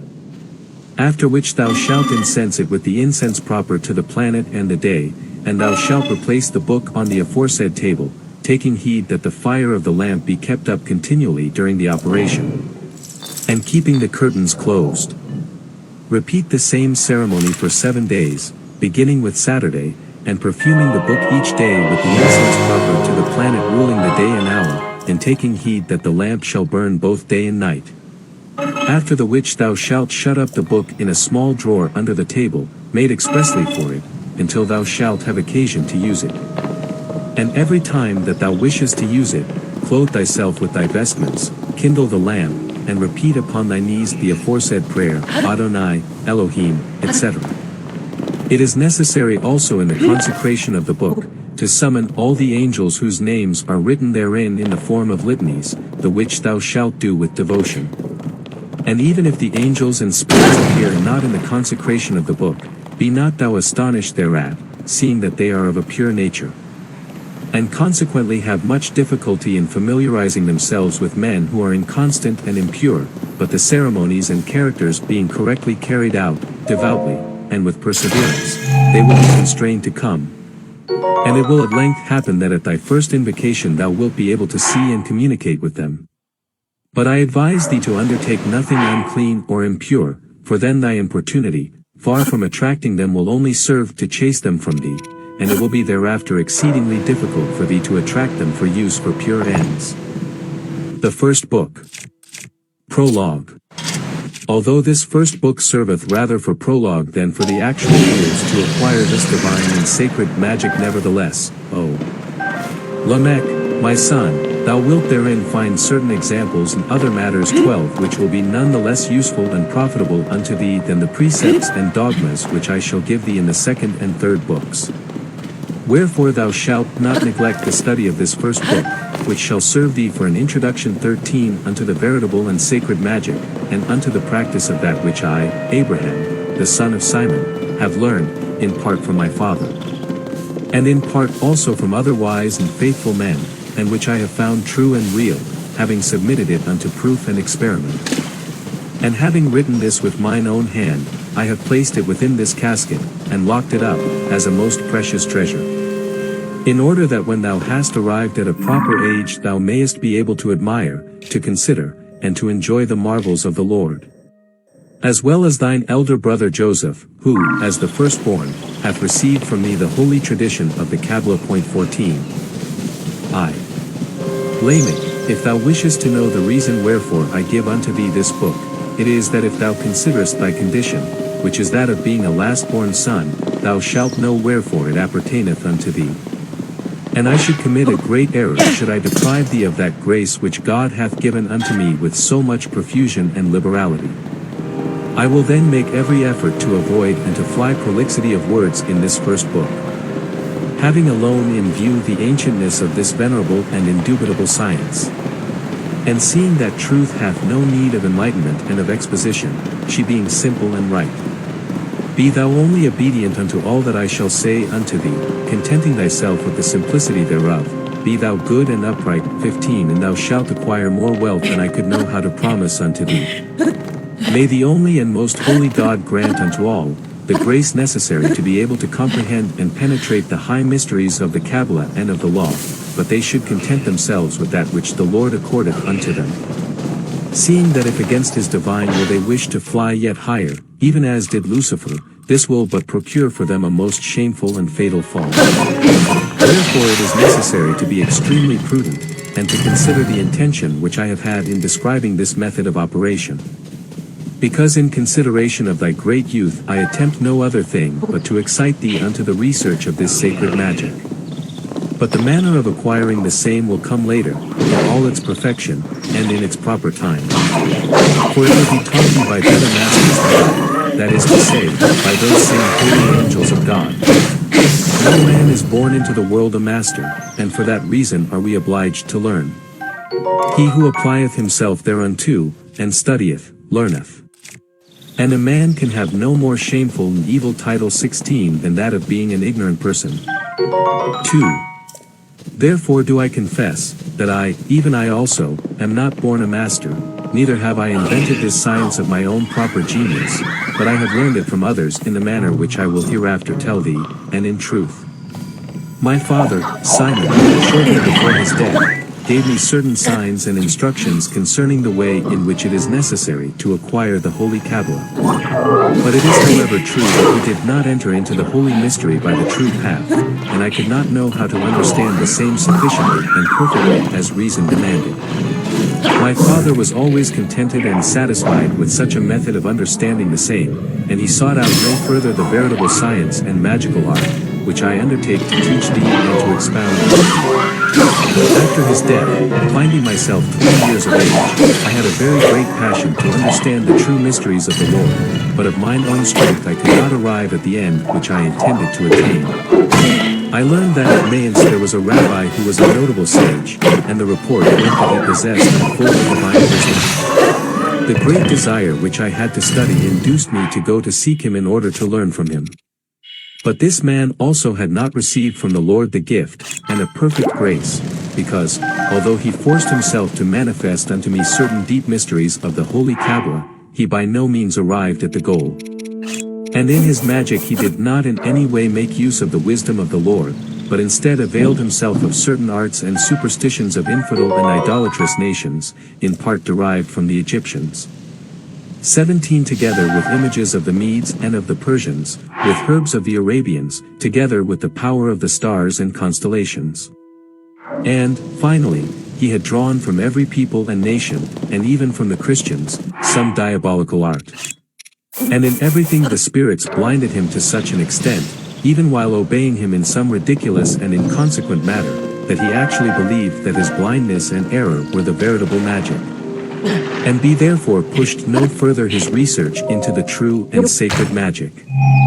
I also learned his extravagant experiments, and for 10 years did I remain buried in so great an error, until that after the 10 years I arrived in Egypt at the house of an ancient sage who was called Abramelim, who put me into the true path as I will declare it unto thee hereafter, and he gave me better instruction and doctrine than all the others. But this particular grace was granted me by the Almighty Father of all mercy, that is to say, Almighty God, who little by little illuminated mine understanding and opened mine eyes to see and admire, to contemplate, and search out his divine wisdom, in such a manner that it became possible unto me to further and further understand and comprehend the sacred mystery by which I entered into the knowledge of the holy angels, enjoying their sight and their sacred conversation. From whom 18 at length I received afterwards the foundation of the veritable magic, and how to command and dominate the evil spirits. So that by way of conclusion unto this chapter one cannot say that I have otherwise received the true instruction save from Abramelin 19 and the true and incorruptible magic save from the holy angels of God. 3. I have already said in the preceding chapter that shortly after the death of my father, I attached myself unto the research of the true wisdom, and of the mystery of the Lord. Now in this chapter one will briefly mention the places and countries by which I have passed in order to endeavor to learn those things which are good. And I do this in order that it may serve thee for a rule and example not to waste thy youth in petty and useless pursuits, like little girls sitting round the fireplace. For there is nothing more deplorable and more unworthy in a man than to find himself ignorant in all circumstances. He who worketh and travelleth learneth much, and he who knoweth not how to conduct and govern himself when far from his native land, will know still less in his own house how to do so. I dwelt then, after the death of my father, for 4 years with my brothers and sisters, and I studied with care how to put to a profitable use what my father had left me after his death. And seeing that my means were insufficient to counterbalance the expenses which I was compelled to be at, after having set in order all my affairs and business as well as my strength permitted, I set out, and I went into Vormatia 20 to Mayence, in order to find there a very aged rabbi named Moses, in the hope that I had found in him that which I sought. As I have said in the preceding chapter, his science had no foundation such as that of the true divine wisdom. I remained with him for 4 years, miserably wasting all that time there, and persuading myself that I had learned all that I wished to know. 21 And I was only thinking of returning to my paternal home, when I casually met a young man of our sect, named Samuel, a native of Bohemia, whose manners and mode of life showed me that he wished to live, walk, and die in the way of the Lord and in his holy law. And I contracted so strong a bond of friendship with him that I showed him all my feelings and intentions. As he had resolved to make a journey to Constantinople, in order to there join a brother of his father, and thence to pass into the holy land wherein our forefathers had dwelt, and from the which for our very great errors and misdeeds we had been chased and cast forth by God. He 22 having so willed it, the moment that he 23 had made me acquainted with his design, I felt an extraordinary desire to accompany him in his journey, and I believe that Almighty God wished by this means to awaken me. For I could take no rest until the moment that we mutually and reciprocally passed our word to each other and swore to make the voyage together. On the 13th day of February, in the year 1397, we commenced our journey, passing through Germany, Bohemia, Austria, and thence by Hungary and Greece unto Constantinople, where we remained 2 years, and I should never have quitted it, had not death taken Samuel from me at length through a sudden illness. Finding myself alone, a fresh desire for travel seized me, and so much was my heart given thereto, that I kept wandering from one place to another, until at length I arrived in Egypt, where constantly traveling for the space of 4 years in one direction and another, the more I practiced the experiments of the magic of Rabbi Moses, the less did it please me. I pursued my voyage towards our ancient country, where I fixed my residence for a year, and neither saw nor heard of any other thing but misery, and unhappiness. After this period of time, I there found a Christian who also was traveling in order to find that which I was seeking, also myself having made an agreement together. We resolved to go into the desert parts of Arabia for the search for that which we ardently desired. Feeling sure that, as we had been told, there were in those places many just and very learned men, who dwelt there in order to be able to study without any hindrance, and to devote themselves unto that art for which we ourselves were seeking. But as we there found nothing equivalent to the trouble we had taken, or which was worthy of our attention, there came into my head the extravagant idea to advance no farther, but to return to my own home. I communicated my intention to my companion, but he for his part wished to follow out his enterprise and seek his good fortune, so I prepared to return. 4. On my return journey I began to reflect on the time which I had lost in traveling, and on the great expense which I had been at without any return, and without having made any acquisition of that which I wished for and which had caused me to undertake the voyage. I had, however, taken the resolution of returning to my home on quitting Arabia Deserta by way of Palestine, and so into Egypt, and I was 6 months on the way. I at length arrived at a little town called Araki, situated on the bank of the Nile, where I lodged with an old Jew named Aaron, where indeed I had already lodged before in my journey, and I communicated unto him my sentiments. He asked me how I had succeeded, and whether I had found that which I wished. I answered mournfully that I had done absolutely nothing, and I made him an exact recital of the labors and troubles which I had undergone, and my recital was accompanied by my tears which I could not help shedding in abundance. So that I attracted the compassion of the old man. And he began to try to comfort me by telling me that during my journey he had heard say that in a desert place not far from the aforesaid town of Araki dwelt a very learned and pious man whose name was Abramelim. 24 and he 25 exhorted me that as I had already done so much, not to fail to visit him, that perhaps the most merciful God might regard me with pity, and grant me that which I righteously wished for. It seemed to me as though I was listening to a voice, not human but celestial, and I felt a joy in mine heart such as I could not express. And I had neither rest nor intermission until Aaron found me a man who conducted me to the nearest route. By which walking upon fine sand during the space of 3 days and a half without seeing any human habitation I at length arrived at the foot of a hill of no great height, and which was entirely surrounded by trees. My guide then said, "In this small wood dwelleth the man whom you seek."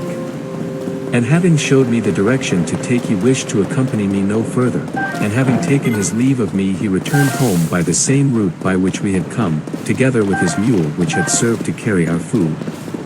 Finding myself in this situation I could think of no other thing to do than to submit myself to the help of the divine providence by invoking his very holy name, who then granted unto me his most holy grace. For in turning my eyes in the aforementioned direction, I beheld coining towards me a venerable aged man, who saluted me in the Chaldean language in a loving manner, inviting me to go with him into his habitation. The which courtesy I accepted with an extreme pleasure, realizing in that moment how great is the providence of the Lord. The good old man was very courteous to me and treated me very kindly, and during an infinitude of days he never spake unto me of any other matter than of the fear of God, exhorting me to lead ever a well-regulated life. And from time to time warned me of certain errors which man commits through human frailty, and, further, he made me understand that he detested the acquisition of riches and goods which we were constantly employed in gaining in our towns through so severe usury exacted from, and harm wrought to, our neighbor. He required from me a very solemn and precise promise to change my manner of life, to live not according to our false dogmas, but in the way and law of the Lord. The which promise I having ever after inviolably observed, and being later on again among my relatives and other Jews, I passed among them for a wicked and foolish man. But I said in myself, let the will of God be done, and let not respect of persons turn us aside from the right path, seeing that man is a deceiver. The aforesaid Abramelin, knowing the ardent desire which I had to learn, he gave me 2 manuscript books, very similar in form unto these which I now bequeath unto thee, O Lamech, my son, but very obscure, and he told me to copy them for myself with care, which I did, and carefully examined both the one and the other. And he asked me if I had any money. I answered unto him, Yes. He said unto me that he required 10 golden florins, which he must himself, according to the order which the Lord had given unto him, distribute by way of alms among 72 poor persons, who were obliged to repeat certain psalms. 26 And having kept the feast of Saturday, which is the day of the Sabbath, he set out to go to Araki, because it was requisite that he should himself distribute the money.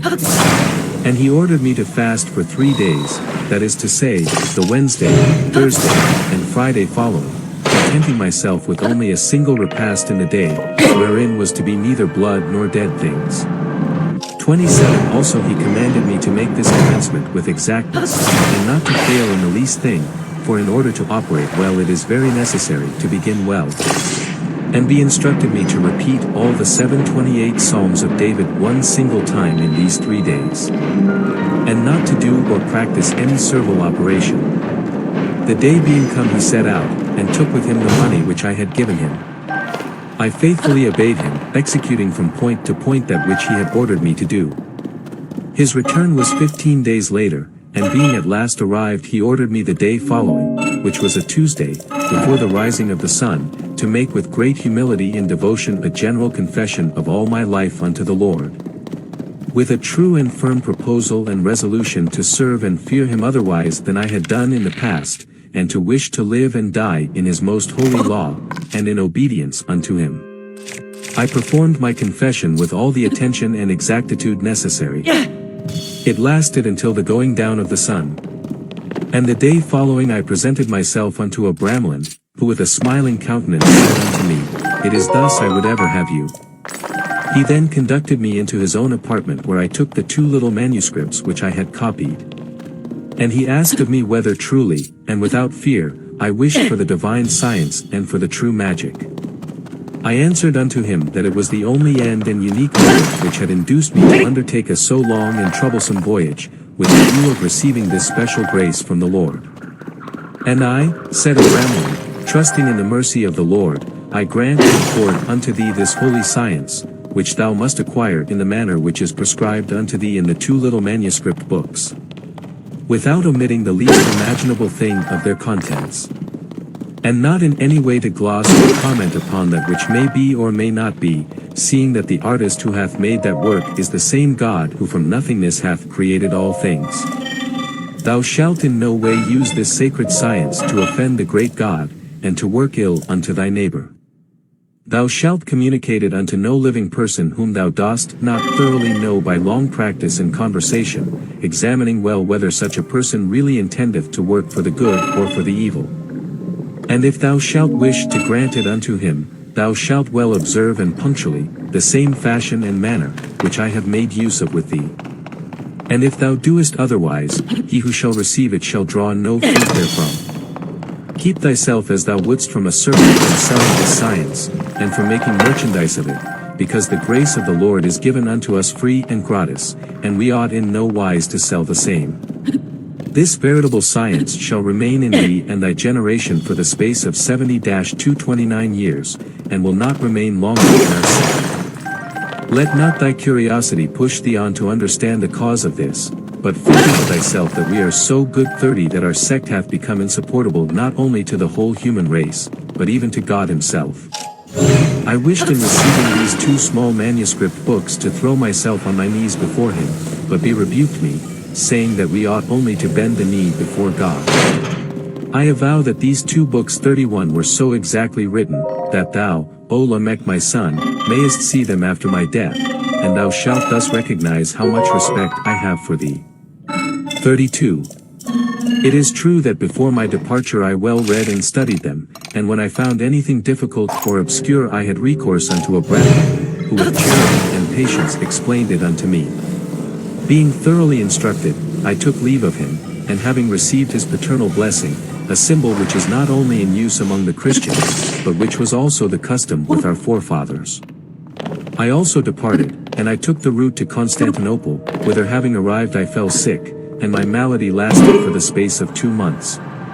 But the Lord in his mercy delivered me therefrom, so that I soon regained my strength, and finding a vessel ready to depart for Venice I embarked thereon, and I arrived there, and having rested some days I set out to go unto Trieste. Where having landed, I took the road through the country of Dalmatia, and arrived at length at my paternal home, where I lived among my relatives and my brothers. It is not sufficient to travel and journey abroad and see many lands, if one does not draw some useful experience therefrom. Wherefore, in order to show unto thee a good example, I will in this chapter speak of the mysteries 33 of this art which I discovered in one way and another while traveling in the world, and also of the measure and understanding of their various sciences.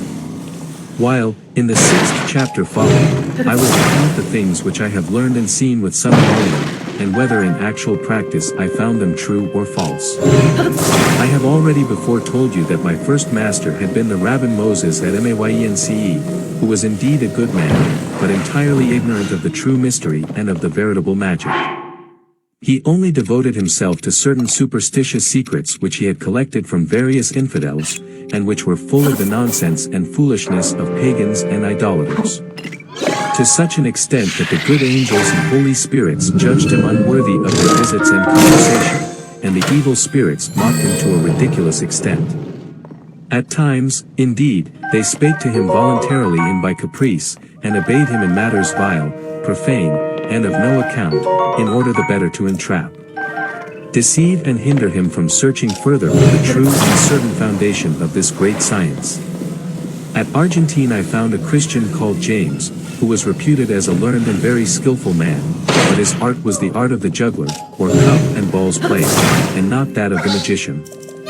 In the town of Prague I found a wicked man named Antony, aged 25 years, who in truth showed me wonderful and supernatural things, but may God preserve us from falling into so great an error. For the infamous wretch avowed to me that he had made a pact with the demon, and had given himself over to him in body and in soul, and that he had renounced God and all the saints.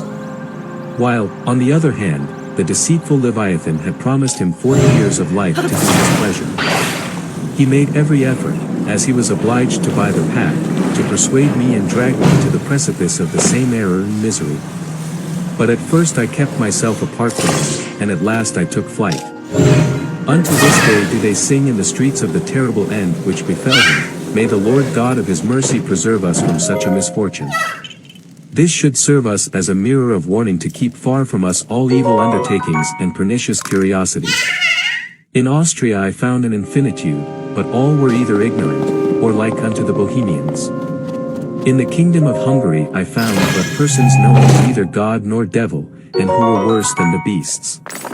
In Greece I found many wise and prudent men, but, however, all of them were infidels, among whom there were 3 who principally dwelt in desert places, who showed unto me great things, such as how to raise tempests in a moment, how to make the sun appear in the night, how to stop the course of rivers, and how to make night appear at midday, the whole by the power of their enchantments, and by applying superstitious ceremonies. Near Constantinople, in a place called Epheha, there was a certain man, who, instead of enchantments, made use of certain numbers which he wrote upon the earth, and by means of these he caused certain extravagant and terrifying visions to appear. But in all these arts there was no practical use, but only the loss of soul and of body, because all these only worked by particular paths, which had no true foundation. Also all these arts demanded a very long space of time, and they were very false, and when these men were unsuccessful they were always ready 1,000 lies and excuses. In the same city of Constantinople I found 2 men of our law, namely, Simon and the Rabbin Abraham, whom we may class with Rabbin Moses of Maence. In Egypt the first time I found 5 persons who were esteemed and reputed as wise men, among whom were 4, namely, Ori, Abimek, Alcaon, and Orelak, who performed their operations by the means of the course of the stars and of the constellations, adding many diabolical conjurations and impious and profane prayers, and performing the whole with great difficulty. The 5th, named Abramelim, operated by the means and aid of demons, to whom he prepared statues, and sacrificed, and thus they served him with their abominable arts. In Arabia they made use of plants, of herbs, and of stones as well precious as common. And divine mercy inspired me to return thence, and led me to Abramelin, who was he who declared unto me the secret, and opened unto me the fountain and true source of the sacred mystery, and of the veritable and ancient magic which God had given unto our forefathers. Also at Paris I found a wise man called Joseph, who, having denied the Christian faith, had made himself a Jew. This man truly practiced magic in the same manner as Abramelin, but he was very far from arriving at perfection therein. Because God, who is just, never granteth the perfect, veritable and fundamental treasure unto those who deny him, notwithstanding that in the rest of their life they might be the most holy and perfect men in the world. I am astonished when I consider the blindness of many persons who let themselves be led by evil masters, who take pleasure in falsehood, and, we may rather say, in the demon himself, giving themselves over unto sorceries and idolatries, one in one manner, another in another manner, with the result of losing their souls. But the truth is so great, the devil is so deceitful and malicious, and the world so frail and so infamous that I must admit that things cannot be otherwise. Let us then open our eyes, and follow that which I shall lay down in the following chapters, and let us not walk in another path, whether of the devil, or of men, or of books which boast of their magic. For in truth I declare unto thee that I had so great a quantity of such matters written out with so much art, that had I not had these of Abramelin, I could herein have given thee those. However, it is true that just as there is only one God, that not one of these books is worth an obelisk. 34 Yet with all this there are men so blind that they buy them at exorbitant prices, and they lose their money, their time, and their pains, and which is worse, very often their souls as well. 6. The fear of the Lord is the true wisdom, and he who hath it not can in no way penetrate the true secrets of magic, and he but buildeth upon a foundation of sand, and his building can in no way last. The Rabbin Moses persuaded me to be wise, while he himself, with words which neither he himself nor any other person understood, and with extravagant symbols made bells to sound.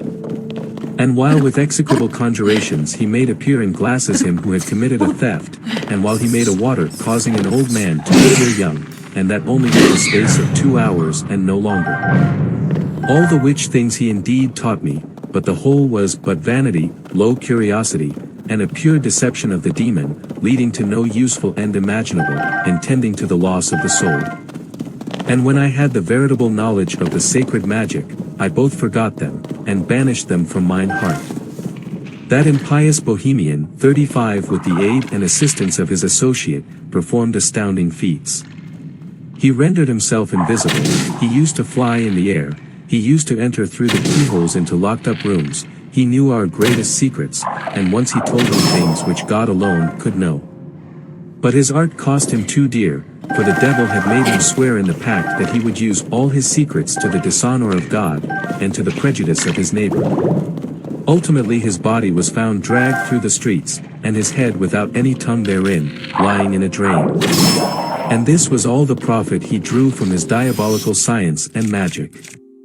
In Austria I found an infinitude of magicians who only occupied themselves in killing and maiming men, in putting discord among married people, in causing divorces, in tying witch knots in osier or willow branches to stop the flow of milk in the breasts of nursing women, and similar infamies. But these miserable wretches had made a pact with the devil, and had become his slaves, having sworn unto him that they would work without cessation to destroy all living creatures. Some of these had 2 years, for their pact, to run, some 3, and after that time they underwent the same fate as the women. At Linz I worked with a young woman, who one evening invited me to go with her, assuring me that without any risk she would conduct me to a place where I greatly desired to find myself. I allowed myself to be persuaded by her promises. She then gave unto me an unguent, with which I rubbed the principal pulses of my feet and hands, the which she did also. And at first it appeared to me that I was flying in the air in the place which I wished, and which I had in no way mentioned to her. Pass over in silence and out of respect, that which I saw, which was admirable, and appearing to myself to have remained there a long while, I felt as if I were just awakening from a profound sleep. And I had great pain in my head and deep melancholy. I turned round and saw that she was seated at my side. She began to recount to me what she had seen, but that which I had seen was entirely different. I was, however, much astonished, because it appeared to me as if I had been really and corporeally in the place, and there in reality to have seen that which had happened. However, I asked her one day to go alone to that same place, and to bring me back news of a friend whom I knew for certain was distant 200 leagues. She promised to do so in the space of an hour. She rubbed herself with the same unguent, and I was very expectant to see her fly away, but she fell to the ground and remained there about 3 hours as if she were dead, so that I began to think that she really was dead. At last she began to stir like a person who is waking, and she rose to an upright position, and with much pleasure began to give me the account of her expedition, saying that she had been in the place where my friend was, and all that he was doing. The which was entirely contrary to his profession. Whence I concluded that what she had just told me was a simple dream, and that this unguent was a causer of a fantastic sleep. Whereon she confessed to me that this unguent had been given to her by the devil. All the arts of the Greeks are enchantments and fascinations, and the demons hold them enchained in these accursed arts so that the foundation of the true magic may be unknown to them, which would render them more powerful than they. And I was the more confirmed in this opinion because their operations were of no practical use whatever, and caused injury unto him who put them into practice, as in fact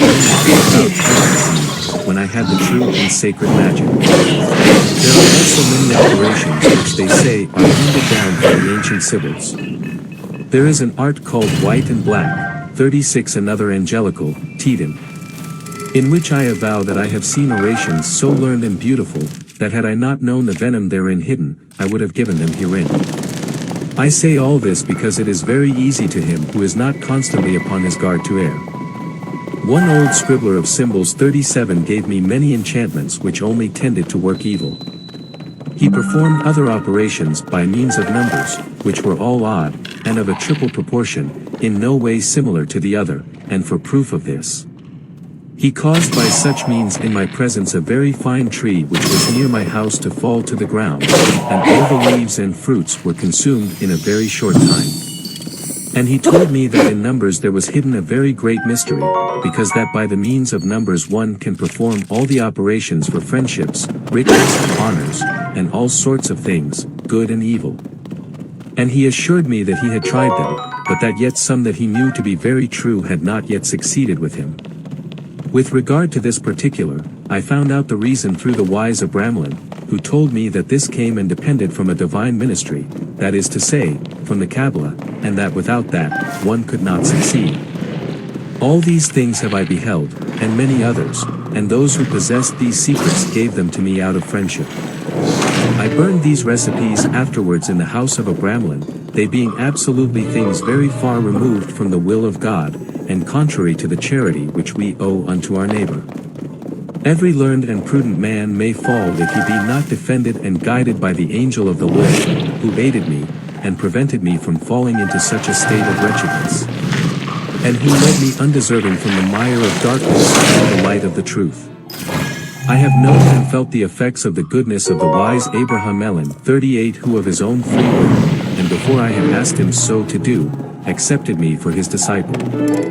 And before that I had declared my wish unto him, he would accomplish and fulfill my desire, and all that I wished to obtain from him he knew before I could open my mouth. Also he recounted to me all that I had seen, done, and suffered from the time of my father's death down to this moment, and this in words obscure and as it were prophetic, which I did not then comprehend, but which I understood later.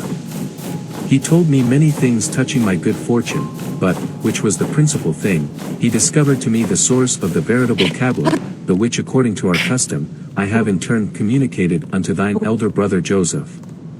After that he had fulfilled the requisite conditions, without the accomplishment of which the Kabbalah and this sacred magic cannot be exercised, and which I will recount in the 2 following books. Afterwards he did manifest unto me the regimen of the mystery of that sacred magic which was exercised and put into practice by our forefathers and progenitors, Noah, Abraham, Jacob, Moses, David, and Solomon, among whom the last misused it. And he received the punishment thereof during his life. In the 2nd book I will describe the whole faithfully and clearly, in order that if the Lord God should wish to dispose of me before that thou shalt have attained a competent age, thou shalt find these 3 small manuscript books as forming at the same time both an inestimable treasure and a faithful master and teacher. Because there are very many secrets in the symbols of the 3rd book which I have seen made experiment of with mine own eyes by Abramelim 39 and to be perfectly true, and which afterwards I myself have performed. And after him I found no one who worked these things truly. And although Joseph at Paris walked in the same path, nevertheless God, as a just judge, did not in any way wish to grant unto him the sacred magic in its entirety, because he had despised the Christian law. For it is an indubitable and evident thing that he who is born Christian, Jew, pagan, Turk, infidel, or whatever religion it may be, can arrive at the perfection of this work or art and become a master, but he who hath abandoned his natural law and embraced another religion opposed to his own, can never arrive at the summit of this sacred science. 47. God the Father of mercy, having granted unto me the grace to return safe and sound into my country, I paid unto him according to my small power, some little portion of that which I owed him, thanking him for so many benefits which I had received from him, and in particular for the acquisition of the Kabbalah which I had made at the house of Abramelin. 41. It now only remained for me to reduce to practice this sacred magic, but many things of importance and hindrances presented themselves, among the which my marriage was one of the greatest. I therefore judged it fitting to defer putting it in practice, and a principal obstacle was the inconvenience of the place in which I dwelt. I resolved to absent myself suddenly, and go away into the Hercynian forests, and there remain during the time necessary for this operation, and lead a solitary life. It was not possible for me to do it sooner for many reasons and dangers, of which latter I ran a risk in that place, besides which it would be necessary to leave my wife, who was young and now unsought. Finally, I resolved to follow the example of Abramelin, 42, and I divided my house 43 into 2 parts. I took another house at rent, which I in part furnished, and I gave over to one of my uncles the care of providing the necessaries of life and the needs thereof. Meanwhile I with my wife and a servant remained in my own house, and I began to accustom myself to the solitary life, which it was to me extremely difficult to support, because of the melancholic humor which dominated me. And I lived thus till the season of Easter, which I celebrated with all the family according to custom. Then first, on the following day, in the name and to the honor of God Almighty, the Creator of heaven and of earth, I commenced this holy operation, and I continued it for 6 moons without omitting the slightest detail, as thou wilt understand later. And the period of the 6 moons being expired, the Lord granted unto me his grace by his mercy, according to the promise made unto our forefathers, since while I was making my prayer unto him he deigned to grant unto me the vision and apparition of his holy angels, together with which I experienced so great joy, consolation and contentment of soul, that I could neither express it nor put it into writing. And during the 3 days, while I was enjoying this sweet and delightful presence with an indicable contentment, my holy angel, whom God the most merciful had destined from my creation for my guardian, spake unto me with the greatest goodness and affection, who not only manifested unto me the veritable magic, but even made easier for me the means of obtaining it. He confirmed as being true the symbols of the Kabbalah which I had received from Abramelin, and he gave me the fundamental means by which I could have an infinitude of others in my operations according to my pleasure, assuring me that he would instruct me fully thereon. These symbols are all like those of the 3rd book. He gave me further very useful advice and admonition, such as an angel could give, how I should govern myself the following days with the evil spirits so as to constrain them to obey me, the which I duly followed out, fulfilling always from point to point his instructions very faithfully, and by the grace of God I constrained them to obey me and to appear in the place destined for this operation. And they obligated themselves to obey me, and to be subject unto me. And since then even until now, without offending God and the holy angels, I have held them in my power and command, always assisted by the power of God and of his holy angels. And this with so great a prosperity of our house, that I confess that I held myself back from the vast riches which I could have accumulated. Although I possess enough to be counted among the number of the rich, as thou wilt know when thou shalt be more advanced in age.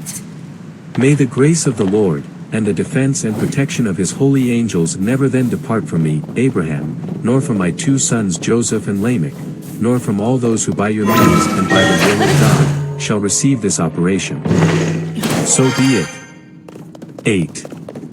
In order to show that man ought to make use of the good things of the Lord by applying them unto a good end, that is to say, unto his honor and glory, both for his own use and that of his neighbor. I will describe in a few words in this present chapter many and the most considerable operations which I have carried out, and the which, with the aid of the all-powerful Lord and of the holy angels, by the means of this art I have easily conducted unto the desired end. And I write not this description in any way to vaunt myself, nor out of vain glory, the which would be a great sin against God, because it is he who hath done the whole, and not I. But only do I write this that it may serve for instruction unto others, so that they may know wherein they ought to avail themselves of this art, as also that they may use it to the honor of him who hath given this wisdom unto men, and glorify him.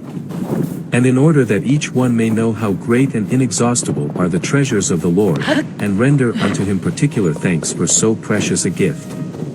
And especially, do I thank him, for having granted unto me, who am but a little worm of earth, through the means of Abramelin the power to give and communicate unto others this sacred science.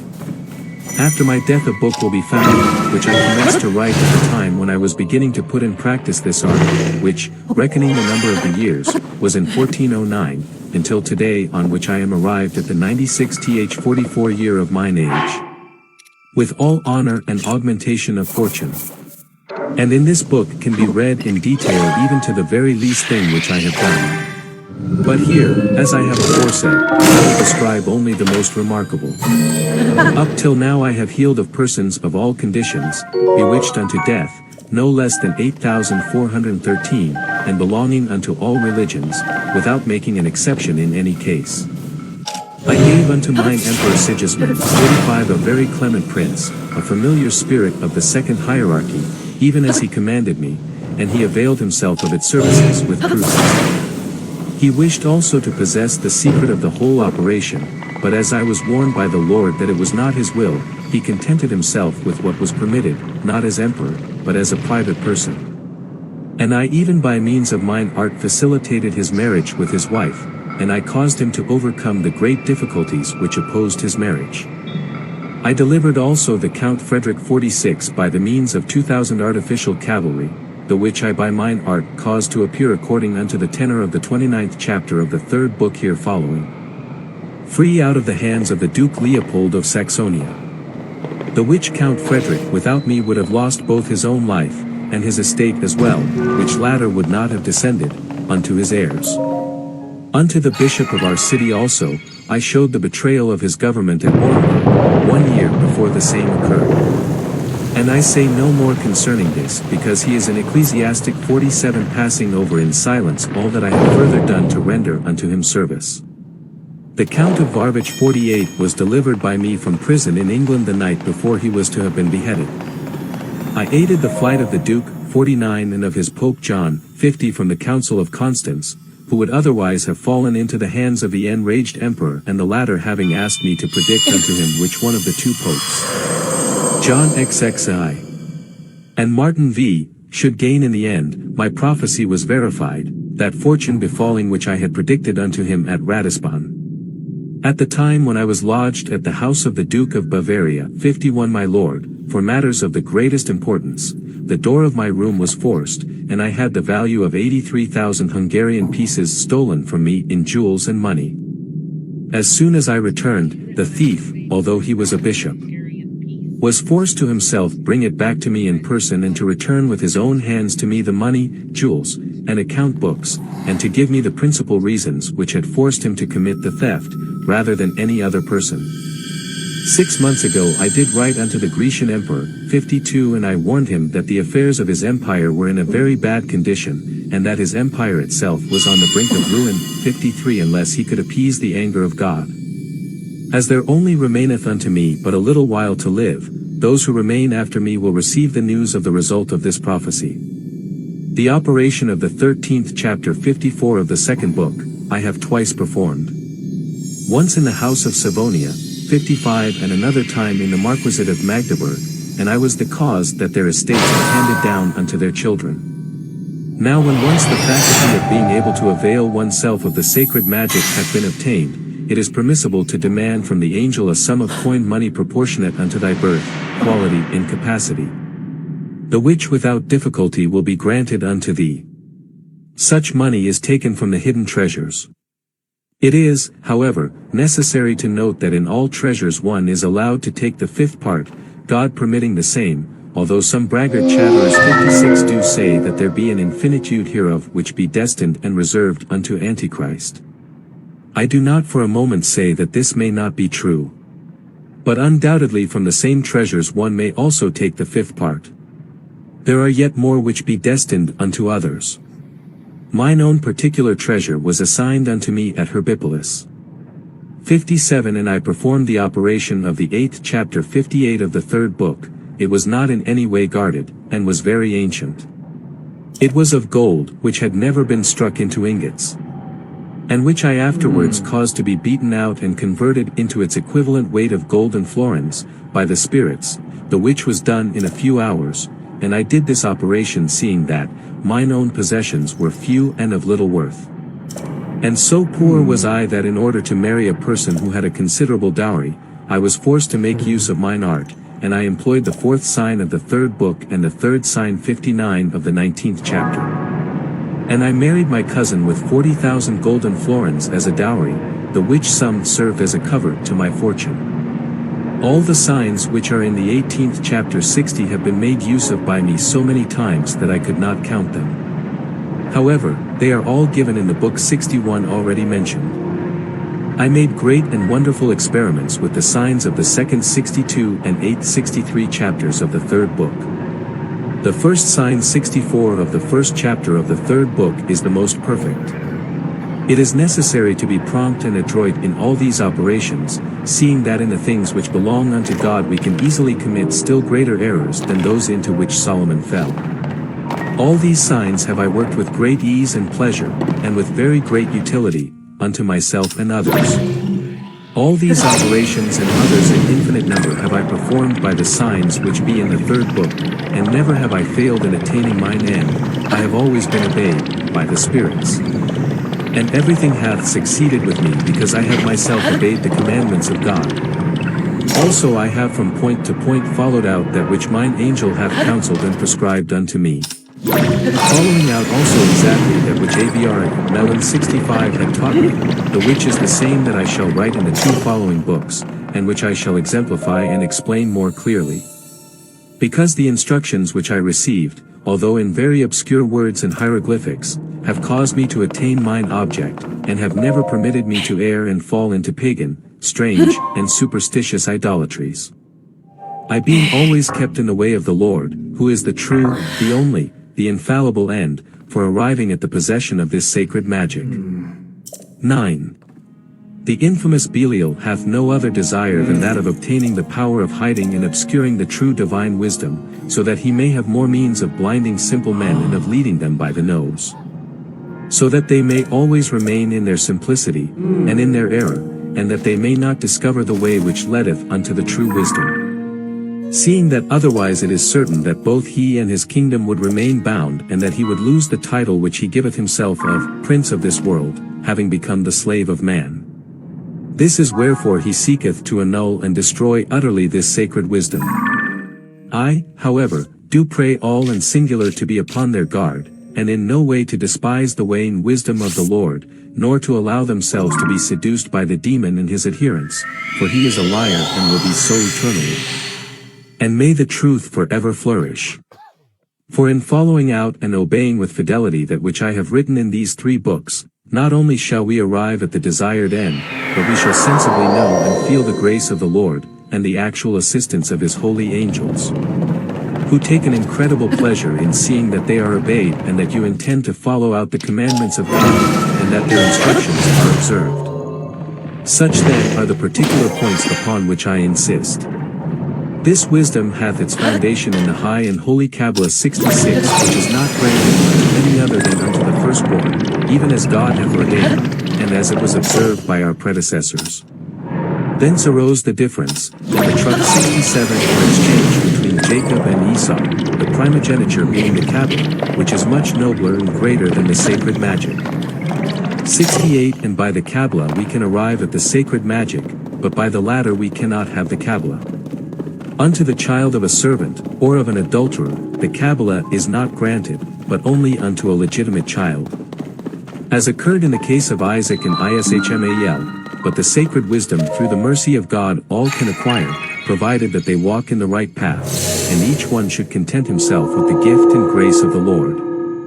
And this must not be done out of curiosity, and with extravagant and ridiculous scruples, wishing to know and understand more than is right.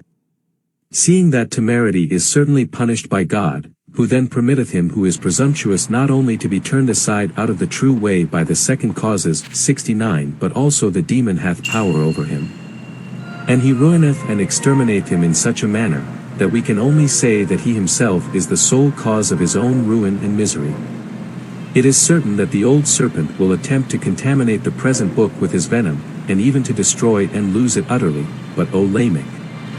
As a faithful father I entreat thee by the true God who hath created thee and all things, and I entreat every other person who by thy means shall receive this method of operating, not to be induced or persuaded to have any other sentiment or opinion, or to believe the contrary. Pray unto God and ask him for his assistance, and place all thy confidence in him alone. And although thou canst not have the understanding of the Kabbalah, nevertheless the holy guardian angels at the end of the 6 moons or month 70 will manifest unto thee that which is sufficient for the possession of this sacred magic. Wherefore all the signs and symbols given in the 3rd book are written with letters of the 4th hierarchy. 71 But the mysterious words wherein consisteth the secret 72 have their origin in and are drawn from the Hebrew, Latin, Greek, Chaldean, Persian, and Arabian languages by a singular mystery and according unto the will of the most wise architect and fabricator of the universe, who alone dominateth and governeth it by his all-power. All the monarchies and kingdoms of the world are submitted unto his infinite power, and unto this sacred magic and divine wisdom.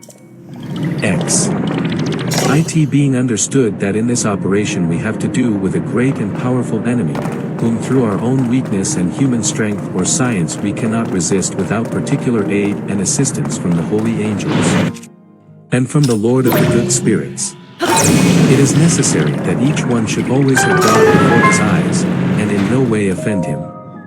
On the other hand, he must always be upon his guard, and abstain as from a mortal sin from flattering, obeying, regarding, or having respect to the demon, and to his viperine race.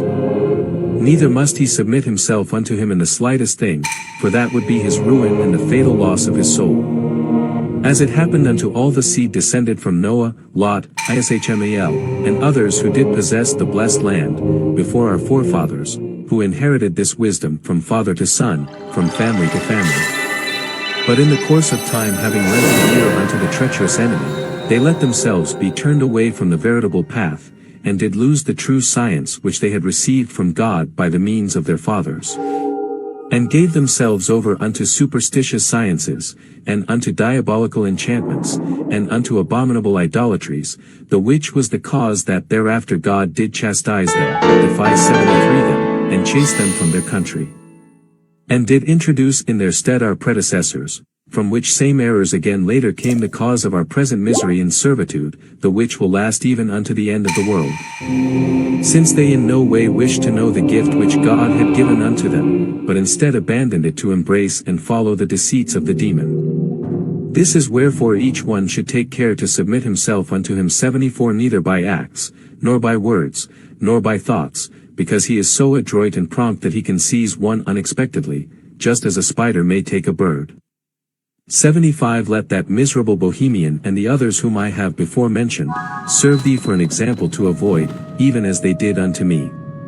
In the commencement of the operation there appeareth a man of majestic appearance, who with great affability doth promise unto thee marvelous things. Consider all this as pure vanity, for without the permission of God he can give nothing. But he will do it unto the damage and prejudice, ruin and eternal damnation of whomsoever putteth faith in him, and believeth in him. As we may see in the Holy Scripture in the matter of Pharaoh and his adherents, the which despised the veritable and certain wisdom of Moses and Aaron, and were in the beginning backed up by the devil, who showed them by the means of enchantments that he could both do and put in practice all the works of the aforesaid holy men.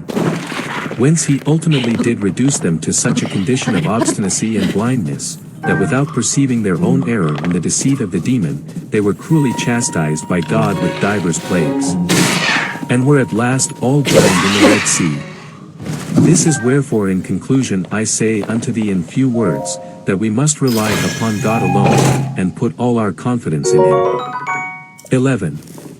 God be my witness that I have not learned this science out of curiosity, nor in order to avail myself of it for an evil purpose, but rather to use it for the honor and glory of my 76 for mine own use, and for that of my neighbor.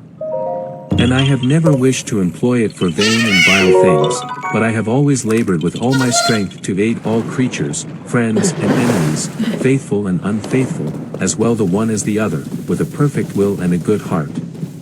And I have also made use of it for the animals. I have before cited certain examples in order to show unto thee that God Almighty doth not in any way grant the art or the science unto a person in order that he may use it for himself alone, but in order that he may provide for the needs of others, and of those who do not possess this sacred science. This is why I pray every one to follow mine example, and if he doeth otherwise the malediction of the Lord will fall upon him, and as for myself I shall be excusable and innocent before God, and before all men. In the third book there will be found a very beautiful garden, 77 the like of which assuredly no one hath ever made, and which no king nor emperor hath ever possessed. He who shall wish to be as an industrious bee therein, can there suck the honey which it containeth in abundance, but if he shall maliciously wish to transform himself into a spider, he can also draw poison from thence. God, however, accordeth and giveth his grace, not unto the evil, but unto the good, and if it seemeth unto thee that some chapters of the third book can be rather applied unto evil and unto the hurt of our neighbor, than unto a useful end, each one shall know that I have so placed them, in order that we may understand that this science can be applied alike for evil or for good, as I will show thee more fully in the other books. We must then study to flee the evil and to obtain all the forces of good. He who shall act thus all the days of his life shall have the succor and assistance of the faithful, benign and holy angels. And he who shall use it for evil shall be abandoned by the same angels, and shall be in the power of the treacherous enemy, who never faileth to obey the commands of such an one to work evil, in order to render him his slave. It is necessary to have as a general rule and maxim which never faileth, that whenever thou shalt see a man filled with an extraordinary desire to procure this operation for himself, if thou wishest to give it unto him, it is necessary to test his sincerity in his intentions, and delay him, according to the instructions which I give unto thee in these 3 books. And if he seeketh to obtain it by indiscreet methods, and saith unto thee that this operation may be true or not true, feigning doubts in order to compel thee to give it unto him, or that he mocketh use of other stratagems, thou mayest then conclude that such a man walketh not in the way of the Lord. If any person wisheth it in a way opposed to that which God employeth to grant it, this would be presumptuous. And if any person seeketh to obtain it not for himself, but for either a child or a relative, who is not such as he should be who receiveth so great a treasure, he who shall grant it unto him shall be culpable of a great evil, and shall himself lose the grace and wisdom of the Lord, and shall deprive his heirs of the same eternally. If a man of evil life, whom one shall feel by means of this sacred science will persist in his evil way of life, shall come unto thee to seek this sacred science, it is probable that such a man doth not desire to use it for good and in a right intention, but that having received it, he will use it for evil. I have also in such case myself, however, seen and felt that God, who penetrateth the secret of our hearts, hath put by indirect means obstacles in the way of such an one's success, causing difficulties to arise of one kind and another.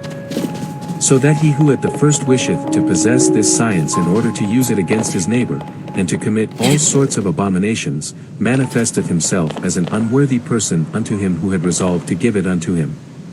Shun commerce, and the converse of those who actually in the search for this science shall do and say all things which tend to evil, seeing that such men can become the enchanters of the devil. Thou shalt know the rest hereafter in the other books.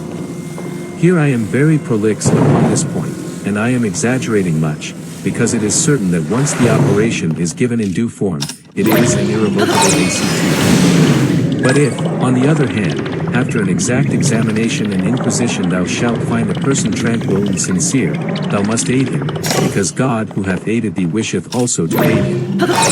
Unto this end hath he put into thine hands this sacred science.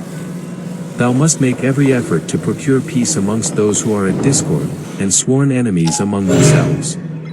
And it is imperative to do good unto every one, this being the sole and true means of rendering favorable unto thee, God, the angels, and men, and of making the demon thy slave, and obedient in all and through all. And such an one shall pass the rest of his life with a good and right conscience, in honor and peace, with contentment, and useful unto all beings.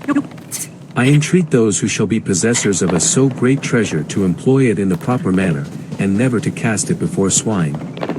Thou shalt use it for thyself, O Lamech, my son, but of the fruit which thou shalt draw therefrom, thou shalt make partakers those who have need, and the more thou shalt give, the more shall thy means increase.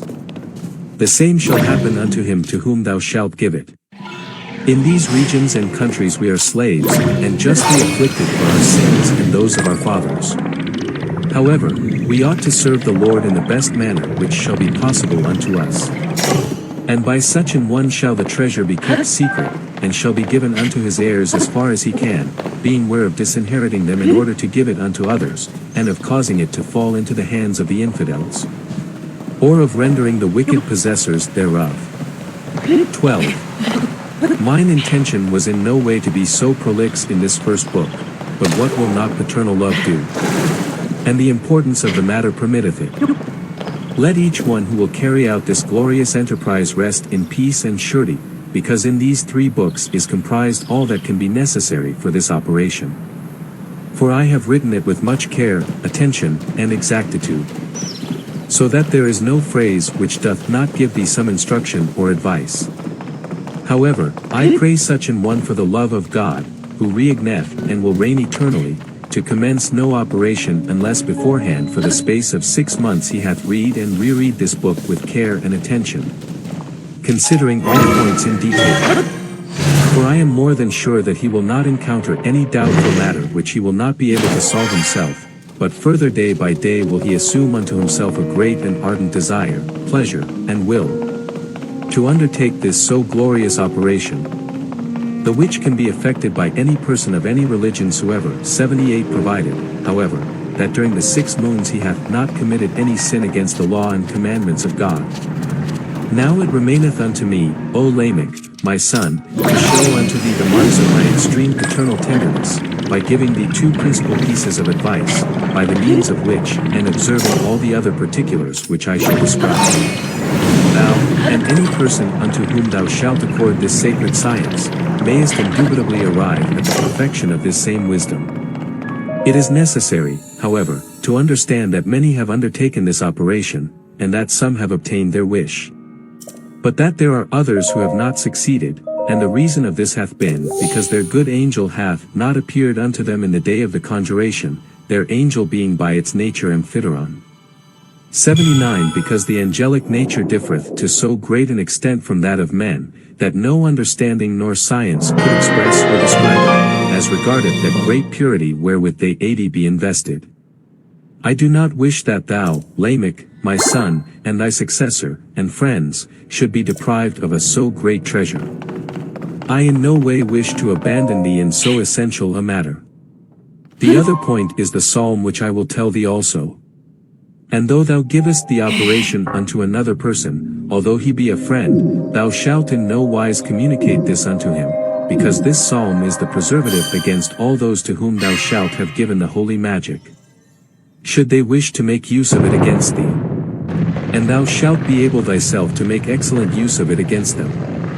This was granted by the Lord unto David for his own preservation. For the first point, the day being come when it is necessary to perform the orations, prayers, and convocations of thy guardian angel, thou shalt have a little child 81 of the age of 6, 7, or 8 years at the most, See, you have managed to who shall be open the door. clothed in white, the which child thou shalt have washed from head to foot, and thou shalt place upon his forehead a veil of white silk very fine and transparent, which covereth the forehead even unto the eyes. Receiving their blessings. And upon the veil it is necessary to write beforehand in gold with a brush a certain sign made and marked in the manner and order as it will be shown in the third A book, long time together. the which doth serve to conciliate and to give grace unto the mortal and human creature to behold the face of the angel. He who operateth shall do the same thing, but upon a veil of black silk, and shall put it on in the same manner as the child. After this thou shalt make the child enter into the oratory, and thou shalt cause him to place the fire and the perfume in the censer, then he shall kneel before the altar. Now it is up to you. And he who performeth the operation shall be at the door and prostrate upon the ground, making his oration, and supplicating his holy angel that he will deign to appear and show himself unto this innocent being. 82 Giving unto him another sign if it be necessary in order to see him himself 83 on the 2 following days. It is requisite that he who shall operate shall take heed to in no wise regard the altar, but having his face towards the ground let him continue his orations, and as soon as the child shall have seen the angel thou shalt command him to tell thee.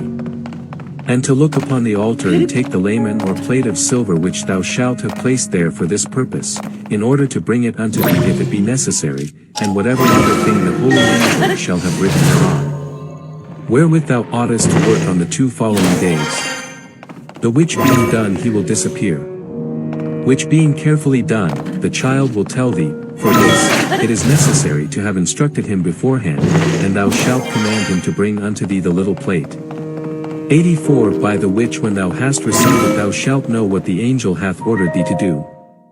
And thou shalt cause it to be replaced upon the altar, and thou shalt quit the oratory, thou shalt close it, and thou shalt in no wise enter therein during the first day, and thou shalt be able to send away the child. And he who shall perform the operation shall prepare himself during the rest of the day for the morrow following, to enjoy the admirable presence of the holy guardian angel, in order to obtain the end so earnestly desired.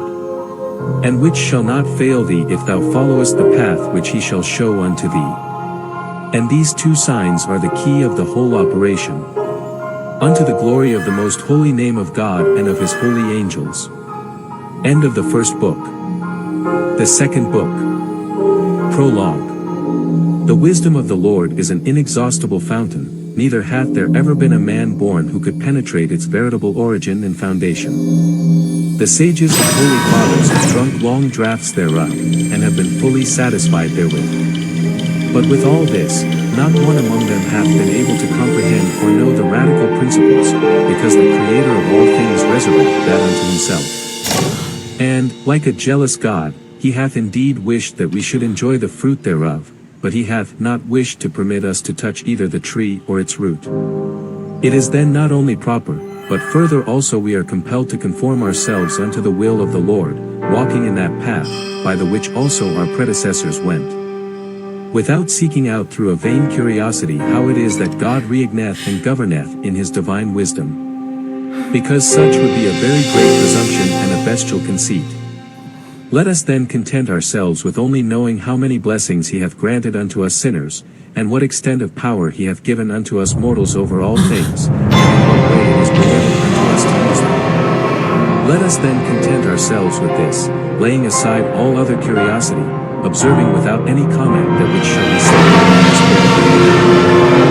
And if ye do follow my advice, ye shall be infallibly comforted thereby. 85. What and how many be the forms of veritable magic? Whoso should wish to recount all the arts and operations which in our times be reputed and preached abroad as wisdom and magical secrets, he should as well undertake to count the waves and the sands of the sea. Seeing that the matter hath come to such a pass that every trick of a buffoon is believed to be magic, that all the abominations of impious enchanters, all diabolical illusions, all pagan idolatries, all superstitions, fascinations, diabolical pacts, and lastly all that the gross blindness of the world can touch with its hands and feet is reckoned as wisdom and magic. The physician, the astrologer, the enchanter, the sorceress, the idolater, and the sacrilegious, is called of the common people a magician. Also he who draweth his magic whether from the sun, whether from the moon, whether from the evil spirits, whether from stones, herbs, animals, brutes, or lastly from thousand divers sources, so that the heaven itself is astonished thereat. There be certain who draw their magic from air, from earth, from fire, from water, from physiognomy, from the hand, from mirrors, from glasses, from birds, from bread, from wine, and even from the very excrements themselves. And yet, however, all this is reputed as science. I exhort you, ye who read, to have the fear of God, and to study justice, because infallibly unto you shall be opened the gate of the true wisdom which God gave unto Noah and unto his descendants Japheth, Abraham, and Ishmael. And it was his wisdom that delivered Lot from the burning of Sodom.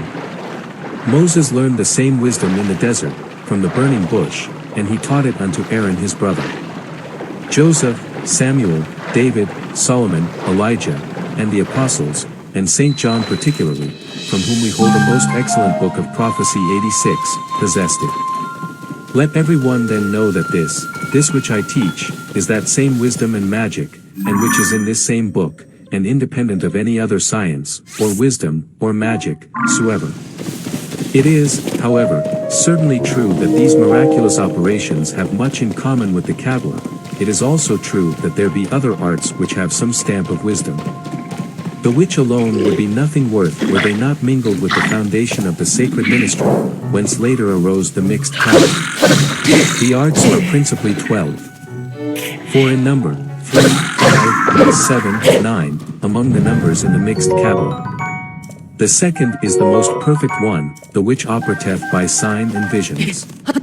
2 of the even numbers, namely 6 and 2, which operate with the stars and the celestial courses which we call astronomy.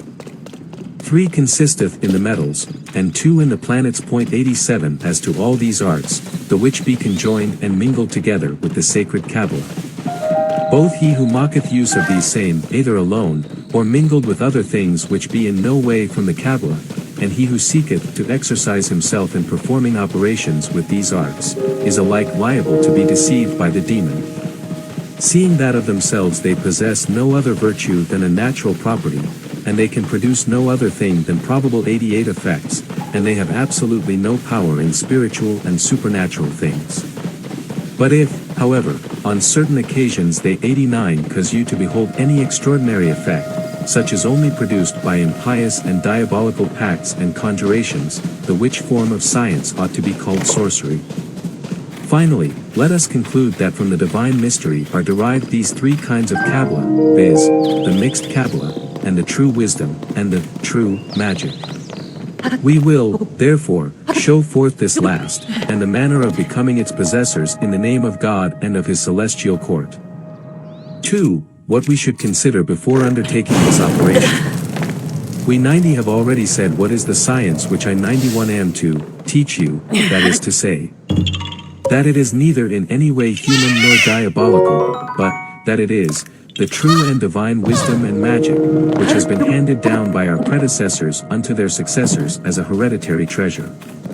In like manner as I myself at present, so even should ye think, before entering into this matter, 92 and before taking possession of so great a treasure, how much this gift is sublime and precious. And how vile and base are ye yourselves who be about to receive it. This is wherefore I say unto ye that the beginning of this wisdom is the fear of God and of justice. These be the tables of the law, the Kabbalah, and the magic, they should serve unto ye for a rule. It is necessary that ye should begin to attach yourselves unto the very beginning, if ye truly do wish to have the veritable wisdom, and thus shall ye walk in the right path, and be able to work. All the which is contained in this book, and all the which is therein prescribed. For to undertake this operation with the simple intention of using it unto dishonest, impious, and wicked ends, is neither just nor reasonable. For it is absolutely necessary to perform this operation unto the praise, honor, and glory of God, unto the use, health, and well-being of your neighbor, whether friend or enemy, and generally for that of the whole earth. Furthermore, it is also necessary to take into consideration other matters, which though less important be still necessary, namely, whether ye be capable, not only of commencing, but also of carrying through the operation unto its end. This being a necessary point to consider before coming unto a final determination upon the matter, because in this case we are not negotiating with men, but with God, by the intermediation of his holy angels, and with all spirits, both good and evil. I am not here intending to play the saint and hypocrite, but it is necessary to have a true and loyal heart. Ye have here to do with the Lord, who not only beholdeth the outer man, but who also penetrateth the inmost recesses of the heart.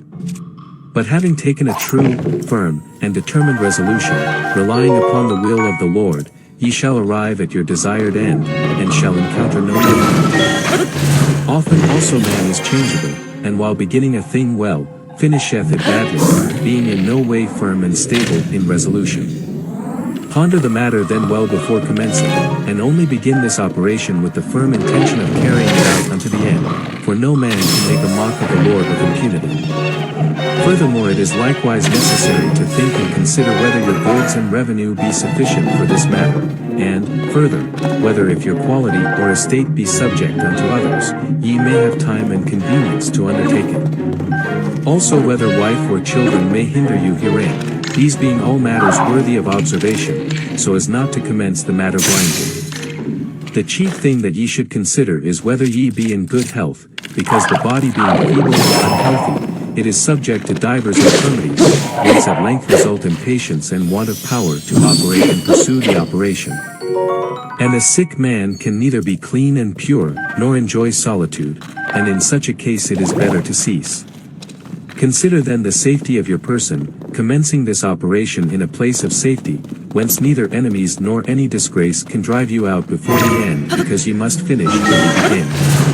But the first part of this chapter is the most important, and see that ye keep well in mind the necessity of observing the same, because as regardeth the other disadvantages, they may perhaps be remedied. And be ye sure that God doth aid all those who put their confidence in him and in his wisdom, and such as wish to live rightly, making use with honor of the deceitful world, which ye shall hold in abomination. And see that ye make no account of T.'s opinion when ye shall be arrived at the perfection of the work, and that ye shall be possessors of this sacred magic. 3. Of the age and quality of the person who wisheth to undertake this operation. In order to describe the aforesaid and other considerations in the best possible manner, I will here make a general recapitulation. Mentioning also first what may bring hindrance unto the matter.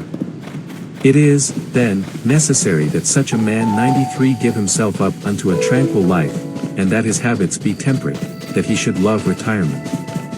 That he should be given neither unto avarice nor usury, that he should be the legitimate child of his parents is a good thing, but not as necessary as for the Kabbalah, unto which no man born of a clandestine marriage 94 can attain.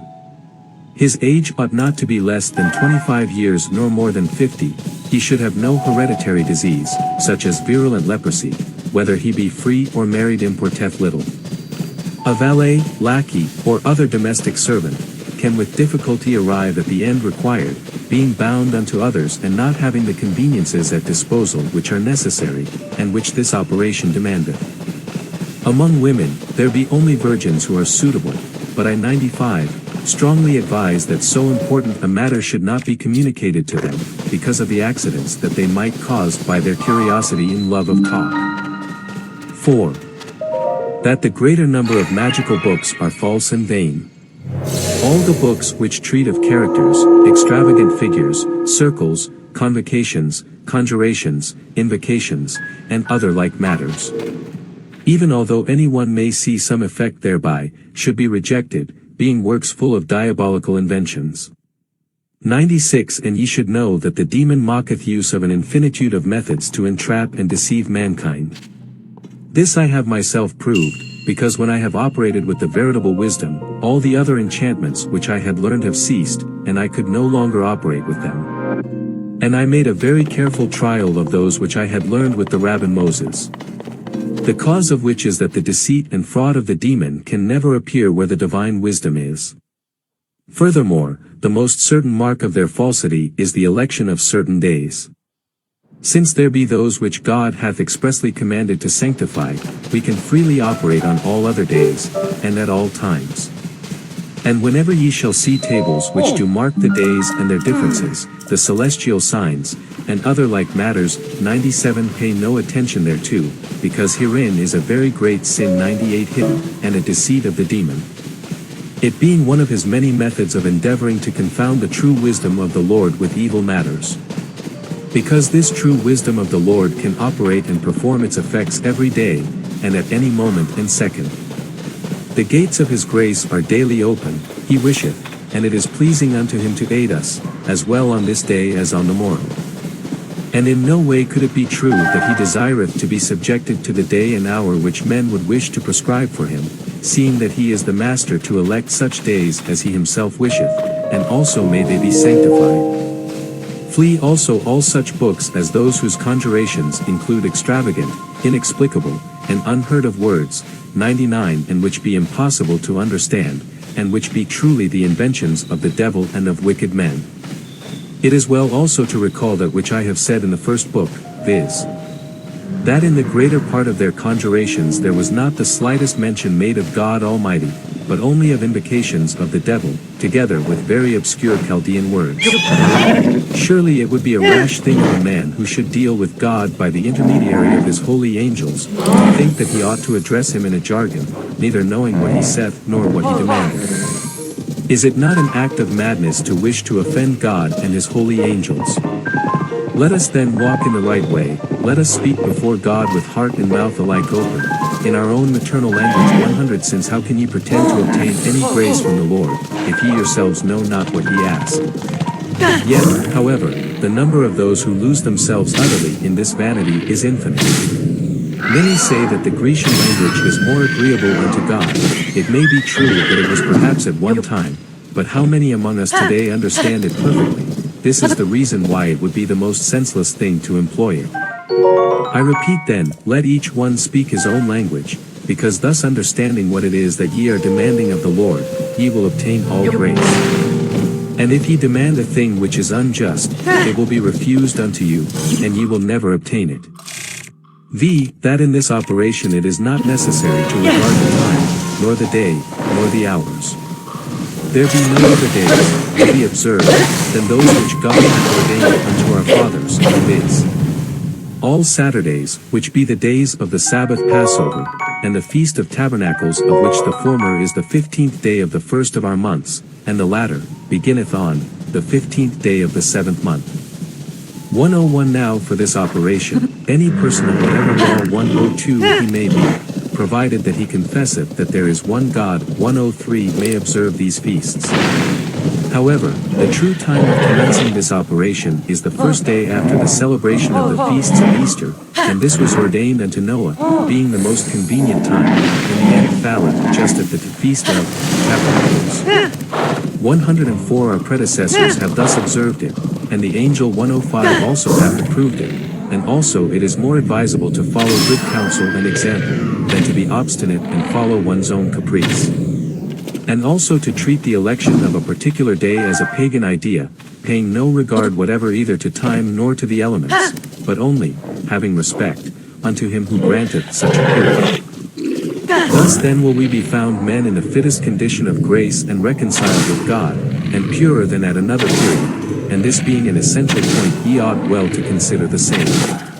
It is, however, quite true that the elements and the constellations do perform of themselves certain operations. 106 But this is to be understood of natural things, as it happeneth that one day is different from another. But such a difference hath not operation in things spiritual and supernatural, being thus useless for higher, magical operations.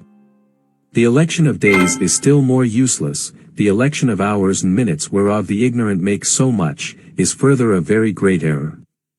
Wherefore I have resolved to write this particular chapter, in order that this error might appear more plainly evident unto him who readeth it, and that he may draw profit therefrom so as to operate with judgment. 6. Concerning the planetary hours and other errors of the astrologers. It is true that the wise in astrology do write of the stars and of their movements, and that these attaining thereto do produce diverse effects of material and elemental things. And such are, as we have already said, natural operations of the elements, but that they should have power over the spirits, or force in all supernatural things, that is not, neither can ever be. But it will instead be found that by the permission of the great God it is the spirits who govern the firmament. What foolishness then would it be to implore the favor of the sun, of the moon, and of the stars, when the object would be to have converse with angels and with spirits? Would it not be an extravagant idea to demand from the wild beasts the permission to go hunting? But what else is it, when they 107 have elected a certain day, when they have divided it up into many false divisions such as hours, minutes, etc. Here, they say, we have the planetary hours, and the planet appropriate to each hour. Oh, what planets! Oh, what fine order! Tell me, I pray you, what advantage you get by this division? You will reply, a very great one, because it shows us in all things, either good or bad fortune. I tell you, and I repeat absolutely, that this is in no way true, that they produce thus a change of the time and of the air, I in part concede. But do me the grace to tell me how ye do divide the planetary hours.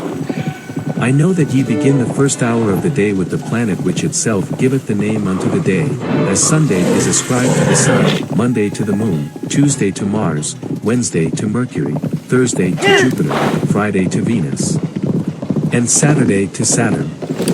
Then ye divide the length of the day into 12 equal portions which ye call hours, and to each hour ye assign its planet, and ye do the same thing with the night, according to whether the days be long or short.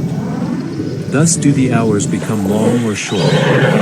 As for example, suppose that on a Sunday the sun riseth at 7 o'clock and setteth at 5 o'clock in the evening, its course will be 10 hours, the which ye divide up into 12 equal parts, so that each hour is of 50 minutes length. I say, therefore, that the first planetary hour is of the sun, and is 50 minutes long, that the second is of Venus, the third of Mercury, and so on of the others. At last the 8th hour returneth unto the sun, the 9th unto Venus, the 10th unto Mercury, and so the day finisheth. Then cometh the night, which is longer, that is to say, 14 hours, and each planetary hour of this night will be 70 minutes, and in order to continue the regular succession as we have begun, the first hour of the night will be of Jupiter, the second of Mars, the third of the Sun, and so on until Monday, whose first hour will be, according to this rule, of the Moon. Now tell me, I pray you, doth it always happen that when the day of Monday commenceth, that is to say, when the sun riseth in its horizon, that the moon riseth also together with him, and that she setteth also together with him? They cannot answer this. Wherefore then do they apportion unto the second day of the week and unto its first hour the moon? They can tell you no reason, except a likeness to the name of the day. 108. Oh! How gross an error! Hear and tell me when it is that a planet hath the greatest force in the elements, whether when it is above or when it is below your horizon or hemisphere? We must however avow that it is more powerful when it is above, because being below it hath no power save according unto the will of God. Are you? Why then, even further than this, should we attribute unto a planet a day and hour, if during the whole period of such day it appeareth not above the horizon? Abramelin as a most excellent master in natural things taught unto me a very different form of classification, which also well examine, and see whether it be not more surely founded than the aforesaid rule of the astrologers. And made me to comprehend what should be the true planetary hours. When the planet beginneth to appear upon the horizon, then doth its day begin, whether it be light or dark, black or white, and until it hath passed its elevation 109 its day lasteth until it riseth anew, and after that it hath set its night endureth. So that as well in the days of the sun as in those of the moon and of the others, the days of all the planets be mingled, only that one commenceth sooner than another, according to which nature they be mingled together in the celestial signs. Now it is requisite that I should tell unto you what be the planetary hours. Know then that each planet hath only an hour during the which it is very powerful, being over you and above your head, that is to say when it is in the meridian. Then, naturally, will sometimes arrive the hours of two planets together and beginning at the same moment, they then produce an effect according unto the nature, quality, and complexion of these stars. 110 But all this only hath power in natural things. Here have I declared and proved unto you the errors of the common astrologers. Keep yourselves carefully from the insensate follies of their days and hours, because if ye make use of these as do the false magicians and enchanters, God will chastise you. And in order to chastise you will pay but little attention unto the awaiting of the hour of Saturn or of Mars. I therefore now conclude this chapter, having sufficiently treated of the false and useless method employed by the astrologers in the election of days and of hours. 7. Regarding what it is necessary to accomplish during the first 2 moons of the beginning of this veritable and sacred magic. He who commenceth this operation should consider with care that which we have before said, and should pay attention unto that which followeth. And the thing being of importance, I shall leave alone for the present all other considerations, so that we may begin with the operation which we should perform on the first morning after the celebration of the feast of Easter, or Passover.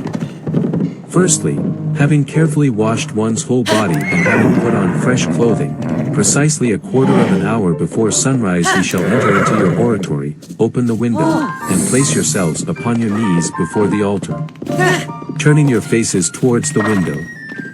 And devoutly and with boldness ye shall invoke the name of the Lord, thanking him for all the grace which he hath given and granted unto you from your infancy until now. Then with humility shall ye humble yourselves unto him, and confess unto him entirely all your sins, supplicating him to be willing to pardon you and remit them. Ye shall also supplicate him that in the time to come he may be willing and pleased to regard you with pity and grant you his grace and goodness to send unto you his holy angel, who shall serve unto you as a guide, and lead you ever in his holy way and will, so that ye fall not into sin through inadvertence, through ignorance, or through human frailty. In this manner shall ye commence your oration, and continue thus every morning during the first 2 moons or months. Meseemeth here that now some may say, wherefore dost thou not write down the words or form of prayer the which I should employ, seeing that, as for me, I am neither sufficiently learned, nor devout, nor wise?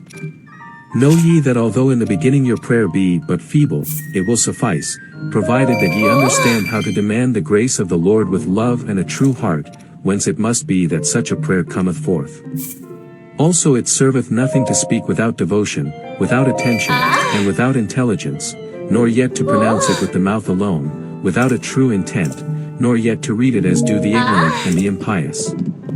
But it is absolutely necessary that your prayer should issue from the midst of your heart, because simply setting down prayers in writing, the hearing of them will in no way explain unto you how really to pray.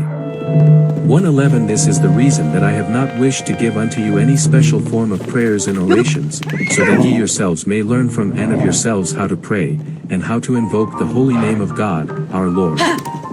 And for that reason I have not been willing that ye should rely upon me in order to pray. Ye have the holy and sacred Scripture, the which is filled with very beautiful and potent prayers and actions of grace. Study then herein, and learn herefrom, and ye shall have no lack of instructions how to pray with fruit. And although in the commencement your prayer may be weak, it sufficeth that your heart be true and loyal towards God, who little by little will kindle in you his Holy Spirit, who will so teach you and enlighten your spirit, that ye shall both know and have the power to pray. When ye shall have performed your orations, close the window, and go forth from the oratory, so that no one may be able therein to enter, and ye shall not yourselves enter again until the evening when the sun shall be set. Then shall ye enter therein afresh, and shall perform your prayers in the same manner as in the morning. For the rest, ye shall govern yourselves each day as I shall tell you in the following instructions. Concerning the bed chamber and the oratory, and how they should be arranged, I will tell hereafter in the 11th chapter. 112. It is requisite that ye shall have a bed chamber near the oratory or else your ordinary habitation, which it is necessary first to thoroughly clean out and perfume, and see that the bed be both new and clean. Your whole attention must be given to purity in all things, because the Lord hath in abomination all that is impure. You shall sleep in this said chamber, and you shall continue therein during the day, there transacting the matters which belong unto your business, and those which you can dispense with, leave alone. You may sleep with your wife in the bed when she is pure and clean, but when she hath her monthly courses you shall not allow her to enter the bed, nor even the chamber. Every Sabbath eve it is necessary to change the sheets of the bed, and all the linen. Every Saturday you shall perfume the chamber. And ye shall not allow any dog, cat, or other animal to enter into nor dwell therein, so that they may in no way be able to render it unclean. As regardeth the matrimonial obligation, it is chastity, and the duty that of engendering children. But the whole should be done in the fear of God, and, above all things, in such case see that your wife be not impure. But during the following 4 moons ye shall flee sexual intercourse as ye would the plague. Even if ye have children, endeavor to send them away unto another place before, commencing the operation, so that they may not be an hindrance from being about you, except the eldest born of the family, and infants at the breast. As regardeth the regimen of your life and actions, ye shall have regard unto your status and condition. If you be your own master, as far as lieth in your power, free yourself from all your business, and quit all mundane and vain company and conversation, leading a life tranquil, solitary and honest. If aforetime you have been a wicked, debauched, avaricious, luxurious and proud man, leave and flee from all these vices. Consider that this was one of the principal reasons why Abraham, Moses, David, Elijah, John, and other holy men retired into desert places, until that they had acquired this holy science and magic. Because where there are many people, many scandals do arise, and where scandal is, sin cometh, the which at length offendeth and driveth away the angel of God, and the way which leadeth unto wisdom becometh closed unto ye. Fly as far as you can the conversation of men, and especially of such as in the past have been the companions of your debauches, or who have led you into sin. Ye shall therefore seek retirement as far as possible, until that ye shall have received that grace of the Lord which ye ask. But a domestic servant 1:13 who is compelled to serve a master cannot well have these conveniences, for working and performing the operation. Take well heed in treating of business, in selling or buying, that it shall be requisite that you never give way unto anger, but be modest and patient in your actions. You shall set apart 2 hours each day after having dined, during the which you shall read with care the Holy Scripture and other holy books, because they will teach you to be good at praying, and how to fear the Lord. And thus day by day shall ye better know your Creator. The other exercises which be free and permitted unto you, are hereafter set forth and principally in the 11th chapter. As for eating, drinking, and sleeping, such should be in moderation and never superfluous. It is especially necessary to shun drunkenness, and flee public dinners. Content yourself with eating at your own house, with your family, in the peace and quiet which God hath granted unto you. You should never sleep during the day, but you may in the morning, for after that you have performed your devotions you may if you wish again go to bed to rest yourself. And if it happeneth by chance that you do not rise sufficiently early, that is to say before sunrise, it doth not greatly matter, provided that it be not done of evil intent, and you shall perform your ordinary morning prayer. 1:14 But you should not accustom yourself to be slothful, it being always better to pray unto God at an early hour. Concerning clothing and family.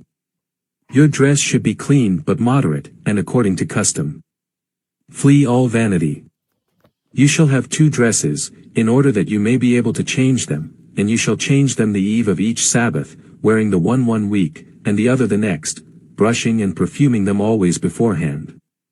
As for that which regardeth the family, the fewer in number, the better also act so that the servants may be modest and tranquil. All these pieces of advice be principal points which it is well to observe.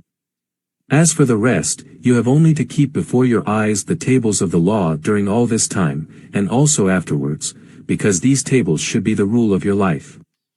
Let your hand be ever ready to give alms and other benefits to your neighbor, and let your heart be ever open unto the poor, whom God so loveth that one cannot express the same. And in the case that during this period you should be attacked by some illness, which would not permit you to go unto the oratory, this need not oblige you to abandon your enterprise at once. But you should govern yourself to the best of your ability. And in such case you shall perform your orations in your bed, entreating God to restore you to health, so that you may be enabled to continue your undertaking, and make the sacrifices which be due. and so with the greater strength be able to work to obtain his wisdom. And this is all that we should do and observe during these 2 moons. 8. Concerning the 2 second moons. The 2 first moons being finished, the 2 second moons follow, during the which ye shall make your prayer, morning and evening at the hour accustomed. But before entering into the oratory ye shall wash your hands and face thoroughly with pure water. And you shall prolong your prayer with the greatest possible affection, devotion and submission, humbly entreating the Lord God that he would deign to command his holy angels to lead you in the true way, and wisdom, and knowledge, by studying the which assiduously in the sacred writings there will arise more and more wisdom in your heart. The use of the rites of marriage is permitted, but should scarcely if at all be made use of, during this period. You shall also wash your whole body every Sabbath eve. As to what regardeth commerce and manner of living, I have already given unto you sufficient instruction. Only it is absolutely necessary to retire from the world and seek retreat, and ye shall lengthen your prayers to the utmost of your ability. As for eating, drinking, and clothing, ye shall govern yourselves in exactly the same manner as in the 2 first moons, except that ye shall fast, the Kabbalistical fast, every Sabbath eve. Note well, the Sabbath is for the Jews, who are accustomed to observe the same every Saturday, but for Christians the Sabbath is the Sunday, and they 1:15 ought to consider the Saturday as its eve. 9. Concerning the 2 last moons which must be thus commenced. Morning and noon ye shall wash your hands and your face on entering the oratory, 1:16 And firstly ye shall make confession of all your sins. After this, with a very ardent prayer, ye shall entreat the Lord to accord unto you this particular grace, which is, that you may enjoy and be able to endure 1:17 the presence and conversation of his holy angels. And that he may deign by their intermission to grant unto you the secret wisdom, so that you may be able to have dominion over the spirits and over all creatures. Ye shall do this same at midday before dining, and also in the evening, so that during these 2 last moons ye shall perform the prayer 3 times a day, and during this time ye shall ever keep the perfume upon the altar. Also towards the end of your oration, ye shall pray unto the holy angels, supplicating them to bear your sacrifice before the face of God, in order to intercede for you, and that they shall assist you in all your operations during these 2 moons. The man who is his own master 1:18 shall leave all business alone, except works of charity towards his neighbor. You shall shun all society except that of your wife and of your servants. Ye shall employ the greatest part of your time in speaking of the law of God, and in reading such works as treat wisely thereof. So that your eyes may be opened unto that which from past time even unto the present ye have not as yet seen, nor thought of, nor believed. Every Sabbath eve shall ye fast, and wash your whole body, and change your garment. Furthermore, ye shall have a vest and tunic of linen, which ye shall put on every time that ye enter into the oratory, before ye commence to put the perfume in the censer. As I shall tell ye more fully hereafter. Also ye shall have a basket or other convenient vessel of copper filled with charcoal to put inside the censer when necessary, and which ye can take outside the oratory. Because the censer itself should never be taken away from the place. Note well that after having performed your prayer, you ought to take it 1:19 out of the oratory, especially during the 2 last moons, and ye should inter it in a place which cannot well be made unclean, such as a garden. X. Concerning what things a man may learn and study during these 2 moons. Although the best counsel which I can give is that a man should go into retirement in some desert or solitude, until the time of the 6 moons destined unto this operation be fulfilled, and that he shall have obtained that which he wisheth. As the ancients used to do, nevertheless now this is hardly possible, and we must accommodate ourselves unto the era in which we live, and being unable to carry it out in one way, we should endeavor to do so in another, and attach ourselves only unto divine things. But there be certain who cannot even do this thoroughly, notwithstanding they may honestly wish the same. And this because of their divers employments and positions which will not permit them to act in accordance with their desires, so that they are compelled to carry on their worldly occupations. In order then that such may know what occupations and business they can follow out without prejudice to this operation, I will here state the same in few words. We may then exercise the profession of medicine, and all arts connected with the same. And we may perform all operations which tend unto charity and mercy towards our neighbor purely and simply. As for what concerneth the liberal arts, ye may interest yourselves in astronomy, etc. But flee all arts and operations which have the least tincture of magic and sorcery, seeing that we must not confound together God and Belial. God wisheth to be alone, unto him pertain all honor and glory. All the above matters are however permitted during the 2 first and the 2 second moons. You may walk in a garden for recreation, but you shall do no servile work. And amidst the flowers and the fruits you can also meditate upon the greatness 120 of God. But during the 2 third and last moons ye shall quit every other matter, only permitting your recreation to consist in things spiritual and divine. If ye wish to be participators in the conversation of the angels, and in the divine wisdom, lay aside all indiscreet 121 things, and regard it as a pleasure when ye can spare 2 or 3 hours to study the Holy Scripture. Because henceforth ye shall derive incredible profit. And even the less ye are learned, so much the more will ye become wise and clever. It sufficeth that in the performance of your orisons ye shall not give way unto sleep, and that ye shall fail in no wise in this operation through negligence and voluntarily. 11. Concerning the selection of the place. This chapter is previously referred to in the 7th chapter in speaking of the bedchamber and the oratory.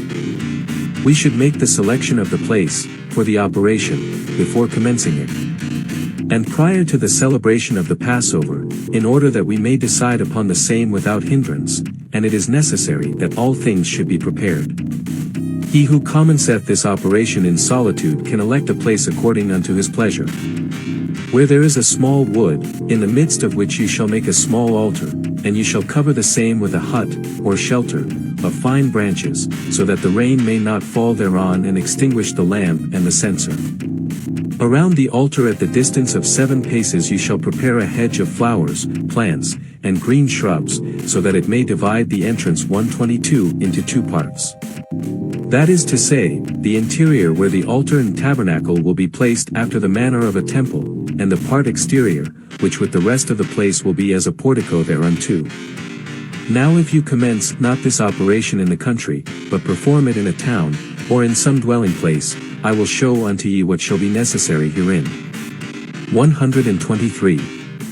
Ye shall choose an apartment which hath a window, joined unto the which shall be an uncovered terrace, or balcony, and a lodge, or small room or hut, covered with a roof. But so that there may be on every side windows whence you may be able to see in every direction, and whence you may enter into the oratory. In the which place 124 the evil spirits shall be able to appear, since they cannot appear within the oratory itself. In the which place, beside the oratory towards the quarter of the north, you shall have a rooted or covered lodge, in the which and from whence one may be able to see the oratory. I myself also had 2 large windows made in my oratory, and at the time of the convocation of the spirits, I used to open them and remove both the shutters and the door, so that I could easily see on every side and constrain them 125 to obey me. The oratory should always be clear and clean swept, and the flooring should be of wood, of white pine. In fine, this place should be so well and carefully prepared, that one may judge it to be a place destined unto prayer. The terrace and the contiguous lodge where we are to invoke the spirits we should cover with river sand to the depth of 2 fingers at the least.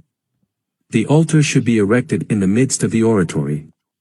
And if any one mocketh his oratory in desert places, he should build it 126 of stones which have never been worked or hewn, or even touched by the hammer. The chamber 127 should be boarded with pine wood, and a lamp full of oil olive should be suspended therein, the which every time that ye shall have burned your perfume and finished your orison, ye shall extinguish. A handsome censer of bronze, or of silver if one hath the means, must be placed upon the altar, the which should in no wise be removed from its place until the operation be finished, if one performeth it in a dwelling house. For in the open country one cannot do this. Thus in this point as in all the others, we should rule and govern ourselves according unto the means at our disposal. The altar, which should be made of wood, ought to be hollow within after the manner of a cupboard, wherein you shall keep all the necessary things, such as the 2 robes, the crown or mitre, the wand, the holy oils, the girdle or belt, the perfume, and any other things which may be necessary. 128 The second habiliments will be a shirt or tunic of linen, large and white, with well and properly made sleeves. The other robe will be of crimson or scarlet silk with gold, and it should not be longer than just unto the knees, with sleeves of similar stuff. As for these vestments, there is no particular rule for them, nor any especial instructions to be followed, but the more resplendent, clean, and brilliant they are the better will it be. You shall also make a girdle of silk of the same color as the tunic, wherewithal you shall be girded. You shall have upon your head a beautiful crown or woven fillet of silk and gold. You shall prepare the sacred oil in this manner. Take of myrrh 129 in tiers, 1 part, of fine cinnamon, 2 parts, of galangal 130 half a part, and the half of the total weight of these drugs of the best oil olive. The which aromatics you shall mix together according unto the art of the apothecary, and shall make thereof a balsam, the which you shall keep in a glass vial which you shall put within the cupboard, formed by the interior, of the altar.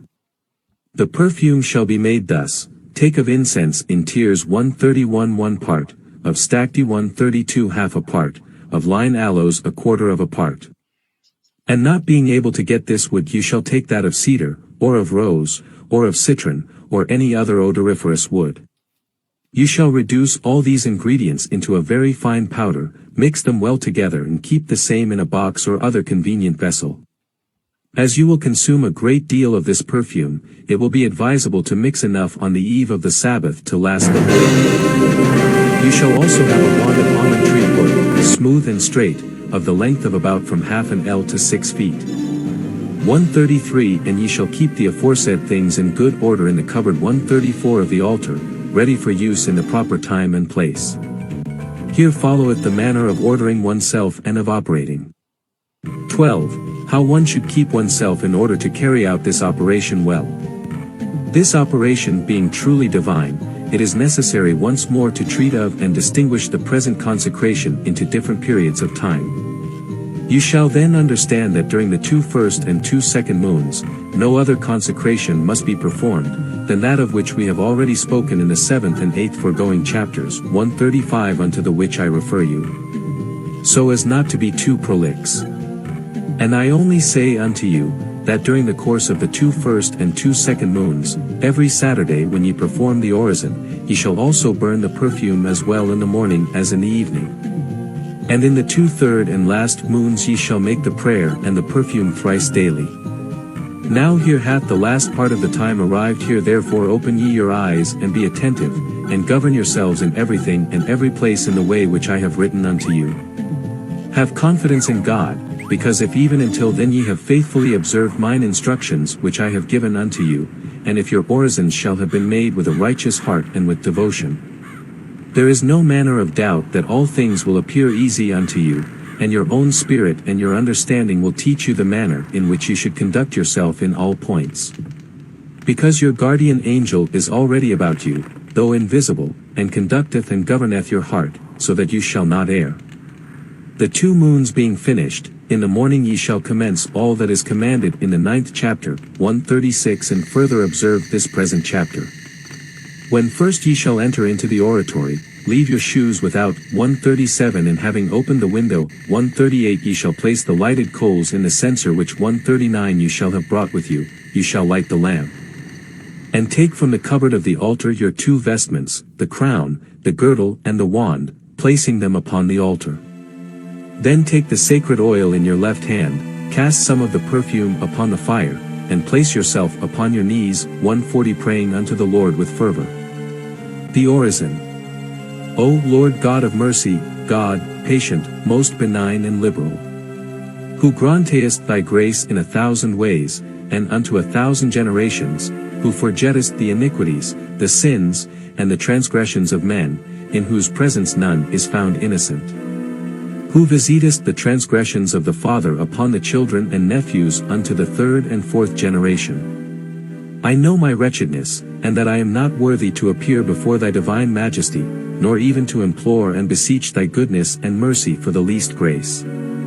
But, O Lord of lords, the source of thy bounty is so great, that of itself it calleth those who are ashamed by reason of their sins and dare not approach, and inviteth them to drink of thy grace.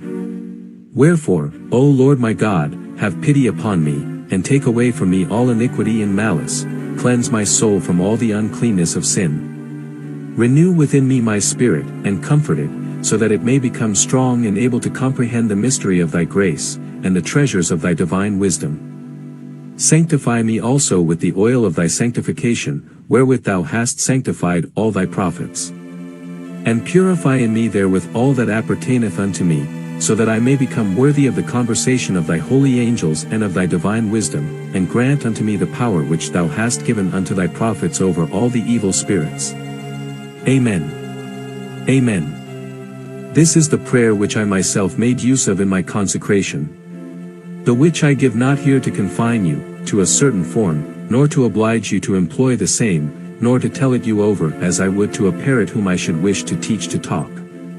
But only and solely to give unto you an idea of the manner in which we should pray.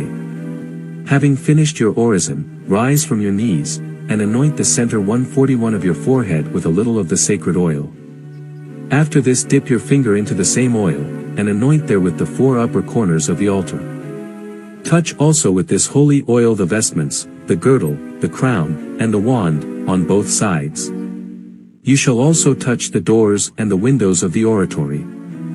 Then with your finger dipped in the oil you shall write upon the 4 sides of the altar these words, so that they may be perfectly clearly written on each side.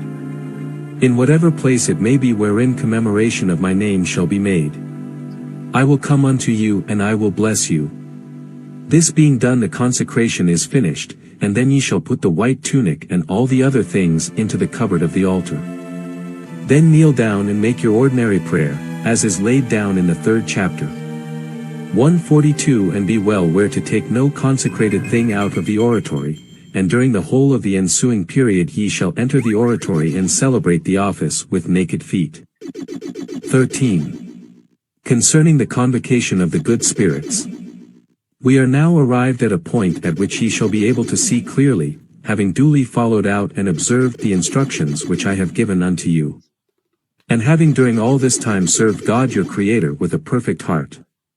We are now arrived at the term, wherefore the following morning rise betimes, neither wash yourselves at all nor dress yourselves at all in your ordinary clothes, but take a robe of mourning, enter the oratory with bare feet.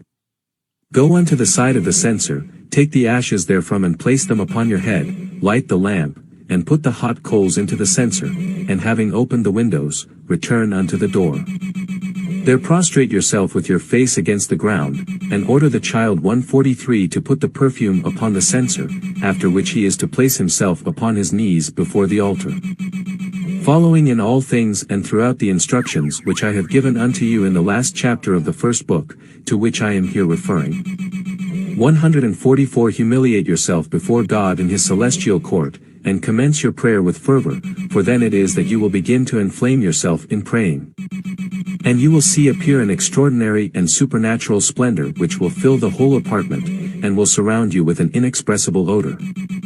And this alone will console you and comfort your heart so that you shall call forever happy the day of the Lord. Also the child 145 will experience an admirable feeling of contentment in the presence of the angel. And you shall continue always your prayer redoubling your ardor and fervor, and shall pray the holy angel that he may deign to sign. And write upon a small square plate of silver, which you shall have had made for this purpose and which you shall have placed upon the altar, another sign if you shall have need of it in order to see him. And everything which you are to do. As soon as the angel shall have made the sign by writing, and that he shall have written down some other counsel which may be necessary unto you, he will disappear, but the splendor will remain. The which the child having observed, and made the sign thereof unto you, ye shall command him to bring you quickly the little plate of silver, and that which you find written thereon you shall at once copy. And order the child to replace it upon the altar. Then you shall go forth from the oratory and leave the window open, and the lamp alight, and during this whole day you shall not enter into the oratory, but shall make preparation for the day following. And during the day you shall speak to none, nor make answer, even were it your own wife or children or servants, except to the child whom you can send away.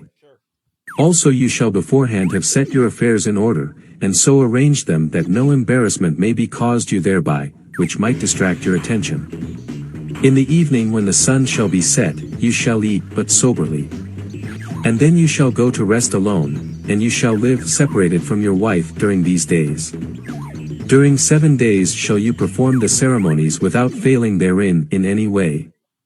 Namely, the day of the consecration, the 3 days of the convocation of the good and holy spirits, and the 3 other days of the convocation of the evil spirits.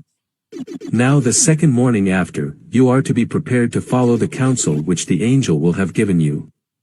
You will go early unto the oratory, you will place the lighted charcoal and perfumes in the censer, you are to relight the lamp if it be, by that time, extinguished. And wearing the same robe of mourning as of the day before, prostrate with your face towards the ground, you shall humbly pray unto and supplicate the Lord that he may have pity on you, and that he may deign to fulfill your prayer. That he will grant unto you the vision of his holy angels, and that the elect spirits may deign to grant unto you their familiar converse. And thus shall ye pray unto the utmost degree that shall be possible unto you, and with the greatest fervor that you can bring into action from your heart, and this during the space of 2 or 3 hours. Then quit the oratory, returning thither at midday for another hour, and equally again in the evening, then you shall eat after the manner aforesaid, and go to rest. Understand also that the odor and the splendor will in no wise quit the oratory. The 3rd day being now arrived, you shall act thus. The evening, before, you shall wash your whole body thoroughly, and in the morning, being dressed in your ordinary garments, you shall enter into the oratory, but with naked feet. Having placed the fire and the perfumes in the censer, and lighted the lamp, you shall put on the white vestment, and place yourself on your knees before the altar, to render thanks to God for all his benefits. And firstly for having granted unto you a treasure so great and so precious. You shall render thanks also unto the holy guardian angels, praying unto them that henceforward they will have you in their care for the whole period of your life. Also that he 146 will never abandon you, that he will lead you in the way of the Lord, and that he will watch carefully over you to assist you, and consent unto the present operation of the sacred magic. So that you shall have such force and virtue that you may be able to constrain the spirits accursed of God, unto the honor of your Creator, and for your own good and that of your neighbor. And then shall you first be able to put to the test whether you shall have well employed the period of your 6 moons, and how well and worthily you shall have labored in the quest of the wisdom of the Lord.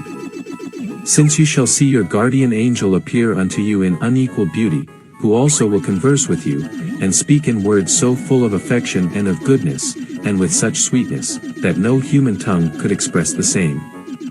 He will animate you unto your great content in the fear of God, making you a recital of the blessings which you have received from God, and bringing unto your remembrance the sins by which you have offended him during the whole period of your life, will instruct you and give unto you the manner in which you shall be able to appease him by a pure, devout, and regulated life, and by honest and meritorious actions, and such things as God shall ordain unto you.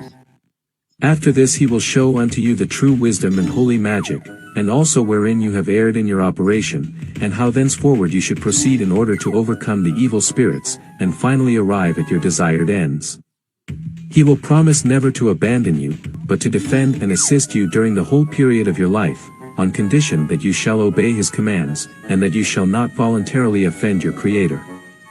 In one word, you shall be received by him with such affection that this description which I here give unto you shall appear a mere nothing in comparison.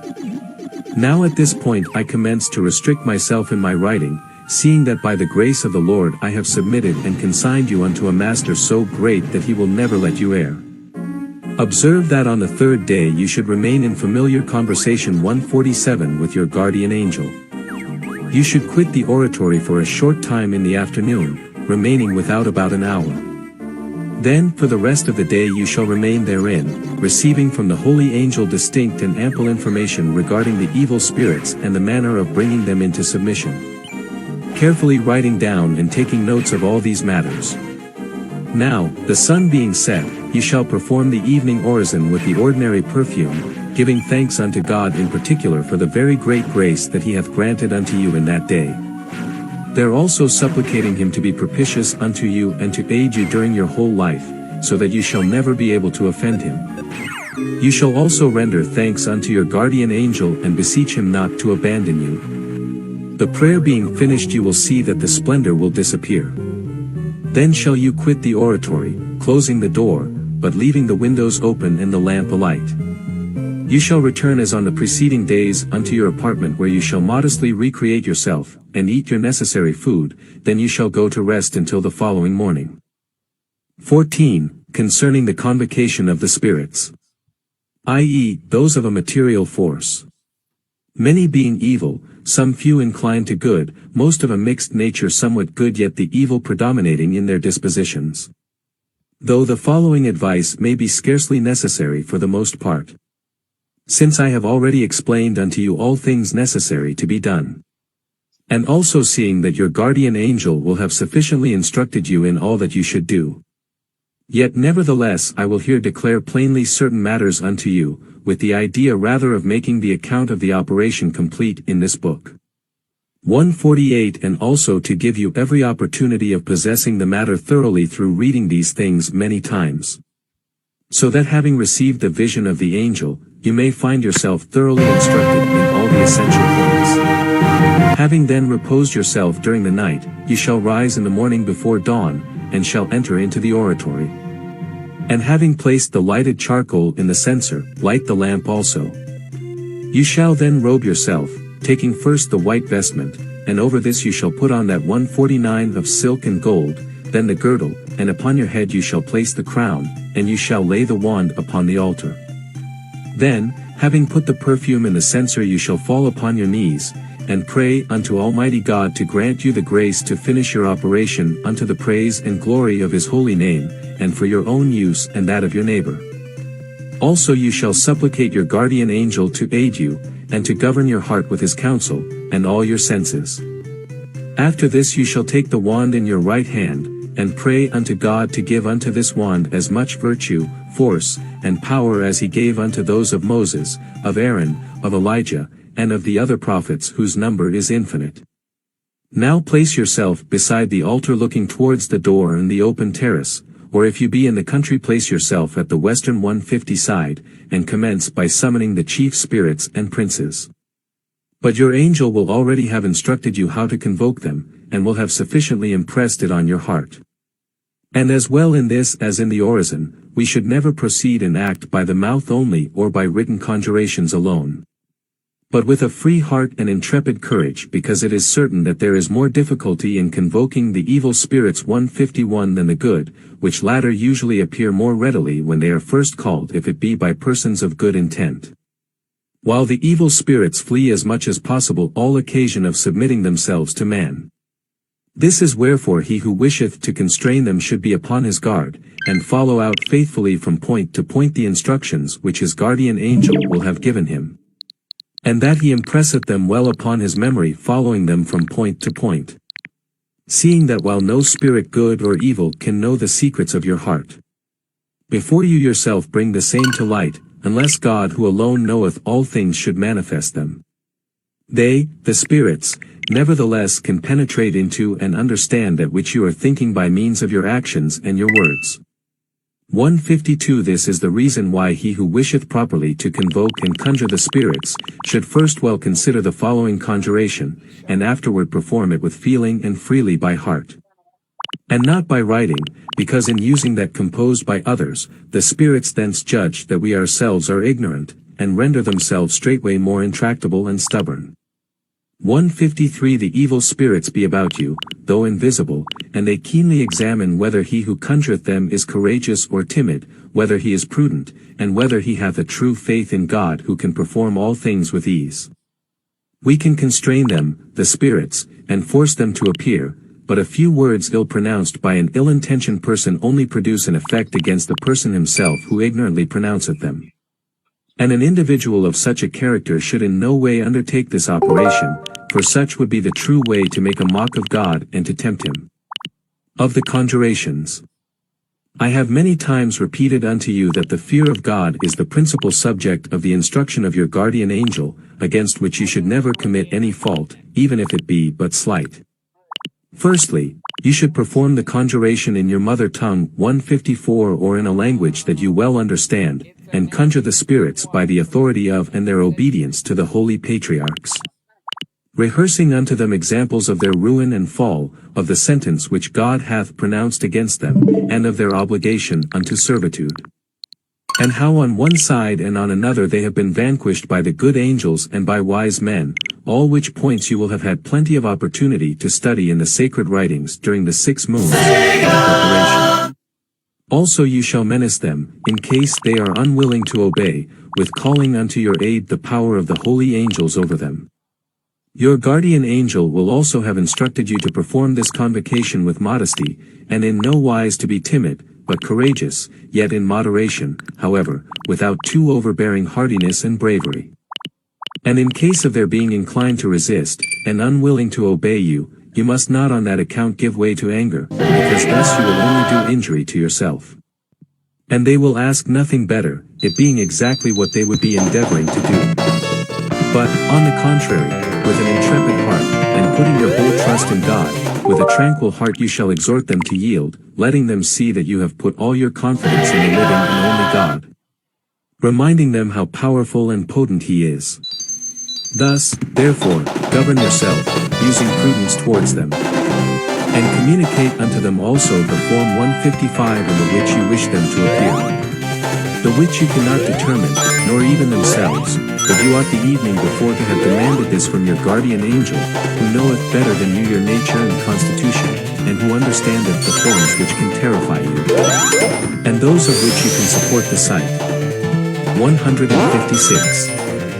And you must not think that this can be done otherwise, as certain accursed persons write, that is to say, by means of seals, and conjurations, and superstitious figures, and pentacles, and other abominations, written by diabolical enchanters. 157. For this would be the coin wherewith the hideous Satan would buy you for his slave. But let your whole trust be in the arm, the power, and the force of God Almighty. Then shall you be in all safety, and the guard of your angel will defend you from all dangers. This is why you should have good courage, and have confidence that no adversity can happen unto you. Observing then the doctrine that your angel will have given unto you, and persevering in placing all your trust in God, at length they will appear in the form commanded upon the terrace, upon the sand. When, according to the advice and doctrine received from your holy angel, and as I will clearly teach you in the following chapter, you shall propound your demand, and you shall receive from them their oath. 158. The spirits which we should convoke on the first day are the 4 superior princes 159 whose names will be written in the 19th chapter, and this is the conjuration of the first day. The conjuration of the second day. On the following day, having performed the ordinary orison, and the aforesaid ceremonies, ye shall briefly repeat the aforesaid conjuration unto the said spirits, bringing to their remembrance their promises and oaths made on the preceding day to send unto you the 8 sub-princes. 160. And address the conjuration unto all the 12 together, and in a little while they will appear visibly, the 8 sub-princes in the form which hath been commanded them. And they will promise and swear unto you allegiance, as will be more fully shown in the following chapter. The names of the 8 sub-princes are described hereafter in the 19th 161 chapter. The conjuration of the third day. The conjuration of the third day is the same as that of the second day, seeing that we are then to remind the 8 sub-princes of their promises and oaths of allegiance. And we are to call and convoke them with all their adherents, and then they do appear once more in visible forms, the whole particular cohorts of each will appear also invisibly, surrounding the 8 sub-princes. But while invoking God your Lord for strength and surety, and your holy angel for counsel and assistance, never forget what the latter will have taught you, for it is a necessary point. Here followeth the 15th chapter which teacheth what we should demand from the spirits, who are divided into 3 classes. 15. Concerning what you should demand of the spirits who are divided into 3 different troops and convoked on 3 separate days. The demands we should make to the spirits are of 3 different kinds. The first demand. The demand of the first day when the 4 superior princes shall have visibly appeared, you shall make according unto the order of the angel. Firstly, the proposition by what virtue, power, and authority you make your demands unto them. That is to say by the virtue of God our Lord who hath made them subject unto all his creatures, and brought them to your feet. 162. Secondly, 163 that your object is not at all a malign curiosity, but, one tending, unto the honor and glory of God, and to your own good and that of all the human race.